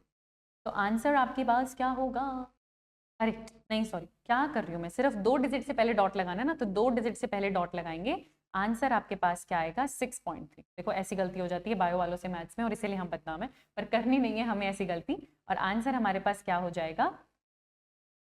अगला क्वेश्चन करते हैं, चलिए, blood returning to the heart through the pulmonary vein, pulmonary vein oxygenated blood लाती है, उसमें ज्यादा क्या मिलेगा, ऑक्सीजन, आंसर क्या होगा, सी। और ये किसको ब्लड देती है, ये आपके लेफ्ट ऑरिकल को ब्लड देती है, ऑक्सीजनेटेड, इसमें ऑक्सीजन का ज्यादा। अगला क्वेश्चन देखते हैं, आपको मैच द फॉलोइंग यहाँ पर करना है, from which it receives blood, okay, कौन से हार्ट का एरिया कहाँ से ब्लड रिसीव करता है, उसके बेसिस पर आपको ये करना है। तो जो राइट एट्रियम होता है, जो कि आपके पास यहाँ पर है, उसको ब्लड मिलता है वेना कावा से, है ना, तो 2, ए का होना चाहिए 2, जो कि एक ऑप्शन में आंसर तो आ गया। राइट वेंट्रिकल ये रहा, इसको ब्लड कौन देती है, राइट एट्रियम देती है, तो 3। लेफ्ट ऑरिकल ये रहा, इसको ब्लड कौन देती है, पल्मोनरी वेन ऑक्सीजनेटेड ब्लड देती है, तो 4, और लेफ्ट वेंट्रिकल को लेफ्ट एट्रियम देती है, इसीलिए आंसर आपके पास क्या हो जाने वाला है, ए। अगला क्वेश्चन करते हैं, जो फर्स्ट हार्ट साउंड है, फिर से थोड़ा सा स्पेलिंग ठीक कर लो, जो फर्स्ट हार्ट साउंड है जो कि लब है, it coincide with which wave of ECG, तो लब की आवाज आती है जब ट्राइकस्पिड और बाइकस्पिड वाल्व बंद होते हैं, और वो कब बंद होते हैं, जब वेंट्रिकल सिस्टोल स्टार्ट होता है। और वेंट्रिकल सिस्टोल कौन सी वेव से आपको पता चलेगा, QRS आपका वेंट्रिकल सिस्टोल है, और शुरू कब हुआ वेंट्रिकल सिस्टोल का, क्यू वेव। ऑप्शन में इन्होंने जानबूझ के आर भी दिया था, है ना, तो लब की शुरुआत आती है इनिशिएशन ऑफ वेंट्रिकल सिस्टोल पे और उसका इनिशिएशन क्यू वेव से रिप्रेजेंट किया जाता है। तो आंसर क्या हो जाएगा? डी। अगला क्वेश्चन देखो, क्या होगा अगर पेसमेकर काम ना करे तो? सिर्फ ऑरिकल्स रिदमिकली कॉन्ट्रैक्ट करेंगे? नहीं, जब पेसमेकर ही नहीं काम कर रहा तो ऑरिकल्स कहाँ से कॉन्ट्रैक्ट करेंगे? कार्डियक मसल्स में कॉन्ट्रैक्शन नहीं होगा इन अ कोऑर्डिनेटेड मैनर या रिदमिकली। बिल्कुल सारी कार्डियक मसल्स का कॉन्ट्रैक्शन हैम्पर होने वाला है। सिर्फ ऑरिकल और सिर्फ वेंट्रिकल कॉन्ट्रैक्ट कर पाए ऐसा कुछ भी नहीं है, और साइमल्टेनियसली कॉन्ट्रैक्ट करेंगे ऐसा नहीं। आपका पेसमेकर काम ही नहीं कर पा रहा तो वो कॉन्ट्रैक्शन करवाएगा कैसे? तो आंसर हो जाएगा बी। अगला क्वेश्चन करते हैं, फिर से मैच द फॉलोइंग आ रहा है और आपको करेक्ट आंसर बताना है। कार्डियक साइकिल 0.8 सेकंड्स में, तो 3 आ जाएगा। ये वाला दोनों ऑप्शन हटा दूं यहाँ पे। प्लाज्मा की अगर मैं बात करूँ तो 55% बनाता है, आंसर तो आ गया। सिस्टोलिक डायस्टोलिक की बात करें तो ब्लड प्रेशर कितना है? 120/80। हीमोग्लोबिन 100 ml में 12 to 16 ग्राम्स आपको मिलेगा और heart beat 72 beats per minute. Answer आपके पास क्या है? बी। अगला क्वेश्चन देखें, चलिए। Maximum amount of oxygen is lost from the blood in. Blood में से ऑक्सीजन कब लॉस्ट होगी? जब डिफ्यूज कर टिश्यू में चली जाएगी, और ऐसा कैपिलरीज में होता है।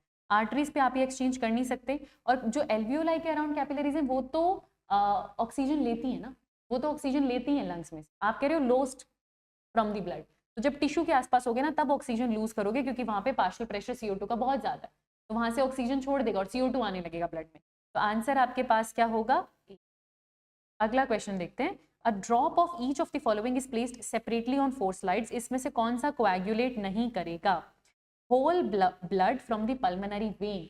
तो पल्मोनरी वेन में आपके पास है ऑक्सीजनेटेड ब्लड, आपने होल ब्लड ले लिया वहां पे, क्या वो क्लॉट नहीं करेगा? करेगा, क्यों नहीं करेगा? सीरम वाला नहीं करेगा बेटा, क्योंकि सीरम में क्लॉटिंग फैक्टर्स होते नहीं है, क्लॉट नहीं करेगा, सीधी सी बात है। बाकी प्लाज्मा वाला भी कर जाएगा, वेन वाला भी कर जाएगा, और कोई भी लिम्फ वाला भी कर जाएगा। क्लॉटिंग फैक्टर्स हैं उन सबके पास, ठीक है। ठीक है, सीरम में क्लॉटिंग फैक्टर्स नहीं होते, वो कोएगुलेट नहीं करेगा। आंसर होगा सी। अगला क्वेश्चन करते हैं। अगर इंजरी हो गई है कोडा टेंडिनी में, वो भी ट्राइकस्पिड वेल्व वाली साइड की कोडा टेंडिनी में, ह्यूमन हार्ट की, ठीक है, और वो फंक्शनल अब नहीं रही, तो क्या इमीडिएट अफेक्ट आएगा? इधर अफेक्ट हो गया तो ये वाला वेल्व ढंग से काम नहीं करेगा, ये वाला वेल्व ढंग से काम नहीं करेगा, बोला ना, क्योंकि ट्राइकस्पिड वेल्व बोला, यहाँ है ट्राइकस्पिड, तो ये वेल्व ढंग से काम नहीं करेगा, तो ये पीछे जाएगा, और पीछे जाएगा तो ब्लड के बैक फ्लो होने का चांसेस है। तो यहाँ से ब्लड आगे किस में जाना था? पल्मोनरी आर्टरी में, उसमें ब्लड रिड्यूस हो जाएगा। ये आपके पास राइट ऑरिकल है, ये आपके पास राइट वेंट्रिकल है, तो flow of blood into the pulmonary artery will be reduce. सही बात है, क्योंकि यहाँ से ब्लड कौन लेके जाती है? पल्मोनरी आर्टरी, उसमें ब्लड रिड्यूस हो जाएगा, क्योंकि ब्लड आगे जाने की जगह बैक फ्लो करेगा, क्योंकि आपकी कोडा टेंडिनी जो फ्लैप की नॉर्मल फंक्शनिंग रख रही थी वो ढंग से काम नहीं करेगी, उसमें इंजरी हो गई है। तो आंसर आपके पास क्या होगा? अगला क्वेश्चन देखते हैं, इसमें से कौन से सेट ऑफ इवेंट साइमल्टेनियसली हो सकते हैं? इधर ऑरिकल डीपोलराइज कर रही है और उधर वेंट्रिकल का भी डीपोलराइजेशन चल रहा हो। देखो ये आपका 0.1 सेकेंड के लिए ऑरिकल सिस्टोल करती है, यानी कि डीपोलराइज करती है। उसके बाद आपकी ऑरिकल रीपोलराइज कर रही होती है। जब ऑरिकल रीपोलराइज कर रही होती है फॉर 0.3 सेकेंड्स, उस दौरान आपका वेंट्रिकल कॉन्ट्रैक्ट करना शुरू कर देता है। ऑरिकल का कॉन्ट्रैक्शन खत्म होता है, वेंट्रिकल का कॉन्ट्रैक्शन शुरू हो जाता है। ठीक है, तो ये दोनों चीजें साथ में चल रही हैं। फिर बचा हुआ 0.4 जो सेकेंड्स का टाइम है, इसमें आपका एट्रिया भी रीपोलराइज कर रहा है, मतलब वो अभी भी रेस्ट कर रहा है, और साथ में आपका वेंट्रिकल भी रीपोलराइज कर रहा है, वो भी रेस्ट कर रहा है। इसको हम जॉइंट डायस्टोल कहते हैं। जब आपका ऑरिकल डीपोलराइज कर रहा था, वेंट्रिकल अभी भी रिलैक्स कर रहा था, तो इस दौरान आपका वेंट्रिकल अभी भी रीपोलराइज वाली स्टेट में। अभी पूरी कार्डियक साइकिल आपके सामने आ गई, अब आप आसानी से इस आंसर को कर सकते हो। तो जब ऑरिकल का रेस्ट चल रहा है, तो यहां से लेकर यहां तक ऑरिकल का रेस्ट ही चल रहा है, क्या उस टाइम वेंट्रिकल का डीपोलराइजेशन चल सकता है? हाँ, वेंट्रिकल का डीपोलराइजेशन या कॉन्ट्रैक्शन चल सकता है। क्या उस दौरान ऑरिकल सिस्टोल कर सकता है? नहीं बेटा, एट्रिया एक साथ डीपोलराइज, अच्छा डीपोलराइज लिखा हुआ है, डीपोलराइज का मतलब क्या हो गया? सिस्टोल। तो यहाँ की बात कर रहे हैं, तो यहाँ जब ऑरिकल डीपोलराइज कर रहा है तब ऑरिकल सिस्टोल कर रहा है, एक ही बात है, पर तब वेंट्रिकल डीपोलराइज नहीं कर सकता, क्योंकि वेंट्रिकल रीपोलराइज वाली स्टेट में है, तो ये तो होगा नहीं। ठीक है, फिर कह रहे हैं वेंट्रिकल डीपोलराइज कर रहा है, मतलब इस वाले हिस्से की बात करें, वेंट्रिकल कॉन्ट्रैक्ट कर रहा है, तो उस टाइम ऑरिकल सिस्टोल कर सकता है? नहीं, ऑरिकल सिर्फ इतने हिस्से में सिस्टोल करेगा, इस हिस्से में सिस्टोल नहीं कर सकता। फिर कह रहे हैं ऑरिकल डीपोलराइज कर रहा है, मतलब ऑरिकल अपना सिस्टोल कर रहा है, उस टाइम वेंट्रिकल रीपोलराइज करता है, हाँ, और ऑरिकल डायस्टोल कर सकता है? नहीं, एक ही टाइम पे ऑरिकल सिस्टोल और डायस्टोल दोनों एक साथ कैसे करेगा? फिर कह रहे हैं ऑरिकल डीपोलराइज कर रहे हैं, मतलब अपना काम कर रहा है, उस टाइम वेंट्रिकल रिलैक्स कर रहा है, बिल्कुल कर रहा है, और उस टाइम ऑरिकल सिस्टोल कर रहा है, क्योंकि ऑरिकल का डीपोलराइजेशन करना या सिस्टोल करना एक ही बात है। आंसर आपके पास क्या हो जाएगा? इतना क्लैरिटी होना चाहिए कॉन्सेप्ट का, तभी आप ऐसे क्वेश्चन कर पाओगे बेटा, वरना नहीं कर पाओगे। अगला क्वेश्चन देखो, एक पर्सन है जो अपना खून लगातार लूज कर रहा है, उसकी कोई इंजरी हो गई है, तो उसके पल्स पे और उसके बीपी पे इनिशियली क्या फर्क पड़ेगा? ब्लड की कमी होती है, ऑक्सीजन की होने लगेगी कमी, है ना? तो एक बार के लिए तो पल्स बढ़ेगा, और ब्लड कम हो रहा है तो ब्लड का प्रेशर ड्रॉप करेगा। पल्स क्यों बढ़ेगा? क्योंकि हार्ट बीट बढ़ेगी, इंजरी होगी ना, हार्ट बीट बढ़ेगी, इनफ ऑक्सीजन सबको देने के लिए जल्दी जल्दी बीट करेगा हार्ट, तो पल्स तो बढ़ेगा, हार्ट बीट तो बढ़ेगा, लेकिन ब्लड इतना नुकसान हो गया तो ब्लड में प्रेशर ड्रॉप करेगा, तो इनिशियली पल्स बढ़ेगी, ब्लड का प्रेशर कम होगा। आंसर क्या आ जाएगा? डी। अगला क्वेश्चन देखते हैं, अगर मैं सिस्टमिक सर्कुलेशन की बात करती हूँ तो ब्लड कहाँ से लीव होता है? तो सिस्टमिक सर्कुलेशन जो बॉडी के अराउंड है, तो वहां पे लीव कहाँ से कर रहा है? वो लेफ्ट वेंट्रिकल से, लेफ्ट वेंट्रिकल से निकल के गया, ठीक है, और कहाँ चला गया? एओर्टा से होता हुआ बॉडी में चला गया। आंसर आपके पास क्या हो जाएगा? ए। सीधी सी बात है, सिस्टमिक सर्कुलेशन हम पहले भी देख चुके हैं। आगे देखो, एक नॉर्मल ह्यूमन ब्लड प्रेशर की बात करूं तो उसमें 120 क्या है? 120 उसका सिस्टोलिक प्रेशर है, सिस्टोलिक प्रेशर है। The maximum pressure that can be sustained by the arteries before bursting. नहीं बेटा, मैक्सिमम प्रेशर तो फिर हाइपरटेंशन होती है ना लोगों में, ऐसा थोड़ी 120 के बाद आर्टरीज फटने लगती हैं, 140 तक भी ब्लड प्रेशर चला जाता है, और कहते हैं कि 150 के अबव नहीं जाना चाहिए, पर अभी 120 पे तो बर्स्ट नहीं हो रहा। क्या ये लोएस्ट प्रेशर है? लोएस्ट भी नहीं है, वो तो आपको पता है डायस्टोलिक प्रेशर होता है, ये तो सिस्टोलिक प्रेशर है, तो ये लोएस्ट तो है नहीं, है तो ये मैक्सिमम ही। ये प्रेशर वेन्स में है, नहीं आप ब्लड प्रेशर आर्टरी में मेजर कर रहे हो। ये हाईएस्ट आइडियल आर्टरियल प्रेशर है for someone at rest, normal condition में, कोई रेस्टिंग स्टेट में, तो उसके लिए जो नॉर्मल आइडियल प्रेशर में जो हाईएस्ट प्रेशर हो सकता है सिस्टोलिक, वो 120 होता है, तो आंसर क्या हो जाएगा? अगला क्वेश्चन देखते हैं, एक पर्सन है, उसके पास दो चेंबर हार्ट है, एक एट्रियम और एक वेंट्रिकल, है ना, with the vena cava entering the atrium and aorta leaving the ventricle, then which of the following statement is correct? आप फिश वाला भी सोच सकते हैं, no oxygen would reach the cells. क्यों क्यों नहीं पहुंचेगी भाई? ये अगर आपके पास आप कह रहे हो एक ऑरिकल है, एक वेंट्रिकल है, तो आपको पता है कि यहाँ से ब्लड आया बॉडी से, ऑरिकल में गया, ऑरिकल से वेंट्रिकल में गया, वहां से चला जाएगा ना आपके लंग्स, गिल्स, वैसे तो इंसान नहीं बोलना चाहिए, गिल्स बोलना चाहिए, फिशेस में ऐसा होता है, और वहां से ऑक्सीजनेटेड ब्लड वापस आ जाएगा बॉडी को। तो क्यों नहीं पहुंचेगी भाई ऑक्सीजन सेल्स को? ऐसा तो नहीं है। No blood would reach the head and neck, ऐसा भी नहीं है। Blood would be unable to carry food to the cells, क्यों? किसने रोका है? फूड को किसने रोका है? There would be no double circulation, जी हाँ, डबल सर्कुलेशन के लिए आपको 4 चेंबर हार्ट चाहिए, वो नहीं हो पाएगा, आंसर हो जाएगा। अगला क्वेश्चन देखो, in order for the blood to flow from right ventricle to the left ventricle in mammalian heart it must flow through. अगर आपको ब्लड को फ्लो करवाना है राइट वेंट्रिकल से लेफ्ट वेंट्रिकल में, आपको फ्लो करवाना है राइट वेंट्रिकल से लेफ्ट वेंट्रिकल में, तो पहले तो यहां से जाएगा लंग्स में, लंग्स से आएगा लेफ्ट ऑरिकल में, वहां से जाएगा लेफ्ट वेंट्रिकल में, ये पूरा सिस्टम उसको फॉलो करना पड़ेगा। तो उसको कहां से होता हो जाना पड़ेगा? पहले राइट वेंट्रिकल, राइट वेंट्रिकल से उसको लेके जाएगी पल्मोनरी आर्टरी, यानी 1 के बाद आना चाहिए 5, जो कि इसी ऑप्शन में दे रखा है। पल्मोनरी आर्टरी उसको लेके जाएगी लंग्स के पास, दैट इज 4, लंग्स से उसको लेकर आएगी पल्मोनरी वेन, दैट इज 2, और लेकर आएगी लेफ्ट एट्रियम में, दैट इज 3, और तब जाकर वो लेफ्ट वेंट्रिकल तक पहुंच पाएगा। आंसर क्या हो जाएगा? ए। अगला क्वेश्चन देखते हैं, इसमें से कौन सा करेक्ट नहीं है ब्लड प्रेशर के बारे में? ब्लड प्रेशर एथेरोस्क्लेरोसिस से अफेक्ट नहीं होता, ये तो गलत बात है, हमको पता है कि अफेक्ट होता है ना, बिल्कुल होता है, थिन हो जाएगा उसका ल्यूमन, तो प्रेशर पे तो अफेक्ट आएगा। It is typically lower in veins as compare to arteries, ये बात तो ठीक है, बात तो करेक्ट है, वेन्स में कम प्रेशर होता है। जो डायस्टोलिक प्रेशर है वो ज्यादा है, नहीं बेटा, सिस्टोलिक प्रेशर ज्यादा होता है, क्योंकि तब कॉन्ट्रैक्शन हो रही है। It is usually refer to as venous pressure, नहीं, it is usually refer to as arteries का प्रेशर, ना कि वीनस का प्रेशर। तो क्या क्या गलत है?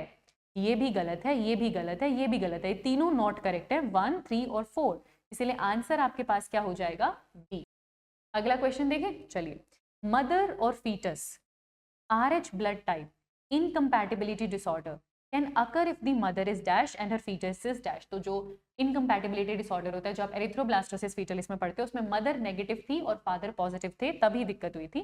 तो मदर RH नेगेटिव है, फादर RH पॉजिटिव है, आंसर क्या हो जाएगा? सी। अगला क्वेश्चन देखते हैं, एक ग्रैन्युलेटेड और न्यूक्लिएटेड ब्लड सेल है, मतलब WBC है, WBC में ग्रैन्युलोसाइट की बात करें, और वो इन्फ्लेमेटरी रिस्पॉन्सेस या मीडिएटर है, तो किसकी बात कर रहे हैं? बेसोफिल की बात कर रहे हैं। एलर्जिक रिस्पॉन्सेस होता तो इओसिनोफिल आता, इन्फ्लेमेटरी मीडिएटर है तो बेसोफिल आएगा। आंसर आपके पास क्या हो जाएगा? बी। अगला क्वेश्चन देखते हैं, जो ऑक्सीजन डिसोसिएशन कर्व है वो राइट की तरफ शिफ्ट करेगा, इसमें से कौन सी कंडीशन में? जब भी ये कर्व आपका राइट की तरफ शिफ्ट करता है मतलब ऑक्सीजन बाइंडिंग में दिक्कत हो रही है। ऑक्सीजन बाइंडिंग में दिक्कत कब होती है? जब पार्शियल प्रेशर ऑक्सीजन का कम और पार्शियल प्रेशर CO2 का ज्यादा होता है। तो राइट शिफ्ट के लिए क्या पार्शियल प्रेशर ऑफ ऑक्सीजन ज्यादा होगा? नहीं। Increase concentration of H+ and CO2 होगा, ये हो सकता है ना, क्योंकि वैसे तो पार्शियल प्रेशर ऑफ CO2 बोलना चाहिए, और H+ जब ज्यादा होता है तो राइट की तरफ शिफ्ट करता है। हाई पीएच मतलब लेस H+, तो लेस H+ तो नहीं चाहिए, और लो टेम्परेचर भी नहीं, आपको हाई टेम्परेचर चाहिए। वो सारी चीजें हाई होती हैं तो राइट शिफ्ट होता है। तो आंसर आपके पास क्या होगा?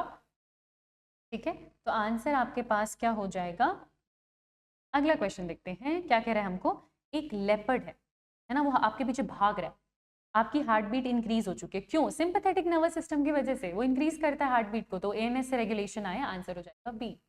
अगला क्वेश्चन देखते हैं, the state of heart when it is not pumping blood effectively enough to meet the needs of body, तो इसको कहते हैं हार्ट का फेलियर हो गया, क्योंकि हार्ट जो है नीड्स पूरी नहीं कर पा रहा। तो आंसर क्या हो जाने वाला है? डी हो जाने है। अगला क्वेश्चन देखते हैं, एक विक्टिम है रोड ट्रैफिक एक्सीडेंट का, अननोन ब्लड ग्रुप का है और इमीडिएटली खून चढ़ाना पड़ेगा उसको, तो किसका ब्लड ग्रुप ले लो? जो आपका यूनिवर्सल डोनर है उसका ले लो, जो कि O नेगेटिव होता है, वो यूनिवर्सल डोनर होता है। तो आंसर आपके पास क्या हो जाएगा? डी। इसके ऑप्शंस जरा यहाँ पे चेंज कर लीजिएगा, ये A है, ये B है, ये C है और ये D है।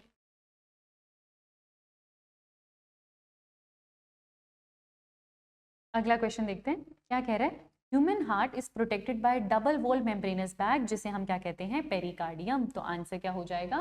2 हो जाएगा। इसको भी बेटा ऑप्शंस को जरा हम चेंज कर लेते हैं, हमारे सारे ऑप्शंस ABCD के ही फॉर्मेट में हैं, तो इसको हम चेंज हैं, और इस क्वेश्चन में भी हम फॉर्मेट को चेंज, बुक में आपको करेक्ट मिल जाएगा।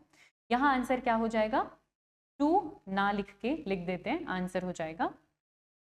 अगला क्वेश्चन देखते हैं, क्या आ रहा है यहाँ पे, कौन सा ब्लड है जिसमें एंटी-B एंटीबॉडीज हैं प्लाज्मा में और RH एंटीजन नहीं है? RH एंटीजन नहीं है तो पहली बात तो नेगेटिव होना चाहिए, पॉजिटिव नहीं होना चाहिए, और साथ में कह रहे हैं एंटी-B एंटीबॉडीज है, मतलब इसके पास A एंटीजन होगा, तभी तो B को मारने वाली एंटीबॉडी, और A एंटीजन है मतलब ये A ब्लड ग्रुप है, इसीलिए आंसर क्या हो जाएगा कि ये A नेगेटिव है। आंसर हो जाने वाला है B। और इसके साथ आपने इस चैप्टर का पूरा क्वेश्चन बैंक कंप्लीट कर लिया। कोई डाउट्स हो तो मुझे कमेंट सेक्शन में ज़रूर बताना। पूरी डेडिकेशन के साथ प्रैक्टिस करते रहो बेटा, जितना हो सके अपने डिस्ट्रैक्शन कम करो, अपने इमोशंस को कंट्रोल करो। मुझे पता है बहुत पैनिकी इमोशंस आते हैं, पर मेहनत तो करनी पड़ेगी, लाइफ है, एक टफ जर्नी चूज करी है तो मेहनत तो करनी पड़ेगी, खुद पे भी, खुद के इमोशनल रेगुलेशन पे भी, खुद का नॉन डिस्ट्रैक्शन फेस पे भी, और अच्छे से क्वेश्चन प्रैक्टिस करने। एक बार कुछ महीनों की बात रह गई है, सब चीज़ें छोड़ के मन लगा के मेहनत लो, निकल जाएगा तो एक रास्ता मिल जाएगा जिंदगी में और आगे खुद के लिए कुछ कर पाओ। Thank you so much and keep